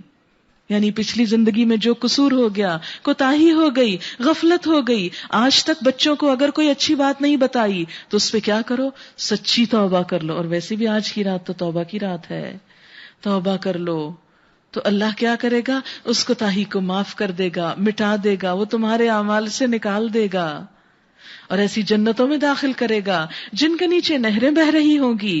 یہ وہ دن ہوگا جب اللہ اپنے نبی کو اور ان لوگوں کو جو اس کے ساتھ ایمان لائے ہیں رسوا نہ کرے گا، ان کا نور ان کے آگے آگے اور ان کی دائیں جانب دوڑ رہا ہوگا، اور وہ کہہ رہے ہوں گے اے ہمارے رب، ہمارا نور ہمارے لیے مکمل کر دے اور ہم سے درگزر فرما، تو ہر چیز پر قدرت رکھتا ہے۔ یعنی قیامت کے دن جبکہ نور بھی ہے، پھر خوف اور دھڑکا ہے کہ کہیں یہ نور چھن نہ جائے۔ اللہ ہمارا نور پورا کر دے اور ہمیں بخش دے۔ اے نبی صلی اللہ علیہ وسلم، کفار اور منافقین سے جہاد کرو اور ان کے ساتھ سختی سے پیش آؤ۔ یہ کس موقع پر؟ جب وہ تمہیں تمہارے دین پر چلنے نہ دیں۔ عام حالات میں سختی کی بات نہیں ہو رہی، یہ خاص کانٹیکسٹ میں بات ہو رہی ہے۔ عام حالات میں کیا ہے؟ نبی صلی اللہ علیہ وسلم کا اسوہ حسنہ ہمارے سامنے ہے، آپ کا اخلاق ہمارے سامنے ہے، یہود ہو نصارہ ہو، آپ کی جان کے دشمن ہو، ہر ایک کے ساتھ حسن اخلاق، ہر ایک کے ساتھ اچھا معاملہ. اور اسی طرح ہمیں بھی آپ صلی اللہ علیہ وسلم کے اسوہ حسنہ پر عمل کرتے ہوئے ہر انسان کے ساتھ اچھی طرح پیش آنا ہے. ہاں اگر وہ ہمیں ہمارے دین پر عمل کرنے سے روکے اور کہے کہ تم اس دقیانوسی چیزوں کو چھوڑ دو، کیا تم ہر وقت اللہ اللہ کی باتیں کرتے ہو، ان چیزوں کو چھوڑ دو، تو ایسے موقع پر ہمیں اس کی بات نہیں سننا. ان کا ٹھکانہ جہنم ہے اور وہ برا ٹھکانہ ہے، یعنی ان کے راستے پہ نہ چل پڑنا، ان کی باتوں میں مت آ جانا. اللہ کافروں کے معاملے میں نوح اور لوط علیہ السلام کی بیویوں کو بطور مثال پیش کرتا ہے. وہ دو ہمارے صالح بندوں کی زوجیت میں تھیں. فخانتاہما، انہوں نے ان دونوں سے خیانت کی. فلم یغنیا عنہما من اللہ شیئا، وہ انہیں اللہ سے کچھ بچا نہ سکے. یہ ہم سب کے لیے بہت ہوش میں آ کے سننے والی آیت ہے، کیونکہ ہم میں سے اکثر لوگ یہ سمجھتے ہیں کہ اگر ہم نے کسی نیک بزرگ کا پلو پکڑ لیا تو وہ ہمیں بھی ساتھ لے جائے گا جنت میں. یہاں آپ دیکھیں 2 انبیاء کا ذکر ہے، نوح علیہ السلام جنہوں نے 950 سال تبلیغ کی تھی، 1 دن نہیں 2 دن نہیں، صرف ذاتی عبادت نہیں، لوگوں کو بتایا تھا، اللہ کے دین کا پیغام پہنچایا تھا. آلموسٹ 1000 سال، آپ کا 1 ملینیم، اتنا عرصہ انہوں نے تبلیغ کی، اتنا کام کیا. اور لوط علیہ السلام بھی اسی طرح. لیکن جب ان کی قوموں پہ عذاب آیا، یہ اپنی بیویوں کو نہ چھڑا سکے. دنیا میں تعلق رہا کیونکہ بیویاں ان کی کافر نہیں تھی، یاد رکھیں کافر نہیں تھی. ان کا قصور کیا تھا؟ خانتاہما، شوہروں سے خیانت کی تھی. خیانت کیا؟ کہ ان کے سامنے یہ ظاہر کرتی تھی کہ جیسے وہ ان کی بہت اطاعت گزار ہیں اور اپنی ذاتی زندگی میں وہ اپنی مرضی کرتی. خیانت، ظاہر کچھ باطن کچھ، یعنی عمل درست نہ تھا. ضرب اللہ مثلا للذین کفروا امرأة نوح وامرأة لوط كانتا تحت عبدین من عبادنا صالحین. اللہ دونوں بندوں کو صالح بندے، نیک بندے کہتا ہے. ہمارے نیک بندوں کی بیویاں تھیں. فخانتاہما، لیکن وہ اپنے شوہروں کے راستے پہ نہ چلیں. فلم یغنیا عنہما من اللہ شیئا، وہ دونوں اللہ کے مقابلے میں ان کو کچھ بھی کام نہ آ سکے، کچھ نہ بچا سکے. وقیل، اور کہہ دیا گیا، ادخل النار مع الداخلین، دونوں داخل ہو جاؤ آگ میں داخل ہونے والوں کے ساتھ، دونوں چلی جاؤ آگ میں. اور اہل ایمان کے معاملے میں اللہ فرعون کی بیوی کی مثال پیش کرتا ہے. فرعون جو اپنے آپ کو خدا کہتا، ظالم بادشاہ، لیکن اس کی بیوی حضرت آسیہ رضی اللہ تعالی عنہا وہ ایمان لے آئیں، جبکہ اس نے دعا کی، اے میرے رب میرے لیے اپنے ہاں جنت میں ایک گھر بنا دے. یہ کیوں دعا کی؟ اس لیے کہ جب وہ ایمان لائیں تو فرعون نے انہیں سخت سزا کی دھمکی دی، مجھے فرعون اور اس کے عمل سے بچا لے، یعنی اس کی سزاؤں سے، اور ظالم قوم سے مجھ کو نجات دے. یہ ساری قوم پیچھے پڑ گئی، اللہ ان سے مجھے نجات دے. ومریم ابنت عمران، اور عمران کی بیٹی مریم کی مثال دیتا ہے، التی احسنت فرجہا، جس نے اپنی شرمگاہ کی حفاظت کی. فنفخنا فیہ من روحنا، تو ہم نے اس کے اندر اپنی طرف سے روح پھونک دی. اور اس نے اپنے رب کے ارشادات اور اس کی کتابوں کی تصدیق کی، اور وہ اطاعت گزار لوگوں میں سے تھی. مریم علیہ السلام ینگسٹر، نوجوان لڑکیوں کے لیے ایک بہترین مثال. کنواری مریم کہ جنہوں نے اپنی عزت و عصمت کی حفاظت کی. عورت کے لیے اپنی عزت و عصمت، اپنی شرم اور اپنی چیسٹیٹی کی حفاظت بہت اہم چیز ہے. تو اللہ نے اس کا صلہ کیا دیا؟ بہت بڑا بلند رتبہ دیا. اور انہوں نے صدقت بکلمات ربہا، پڑھی لکھی خاتون تھیں، سمجھدار خاتون یا لڑکی، کہ انہوں نے اپنے رب کے کلمات کی تصدیق کی، ان کو سچ مانا. وہ کتبہ، اور اس کی کتابوں کی تصدیق کی. وکانت من القانتین، اور وہ فرمانبردار لوگوں میں سے تھی، اطاعت گزار تھی. واخر دعوانا ان الحمد للہ رب العالمین. سبحانک اللہم وبحمدک نشہد ان لا الہ الا انت نستغفرک ونتوب الیک.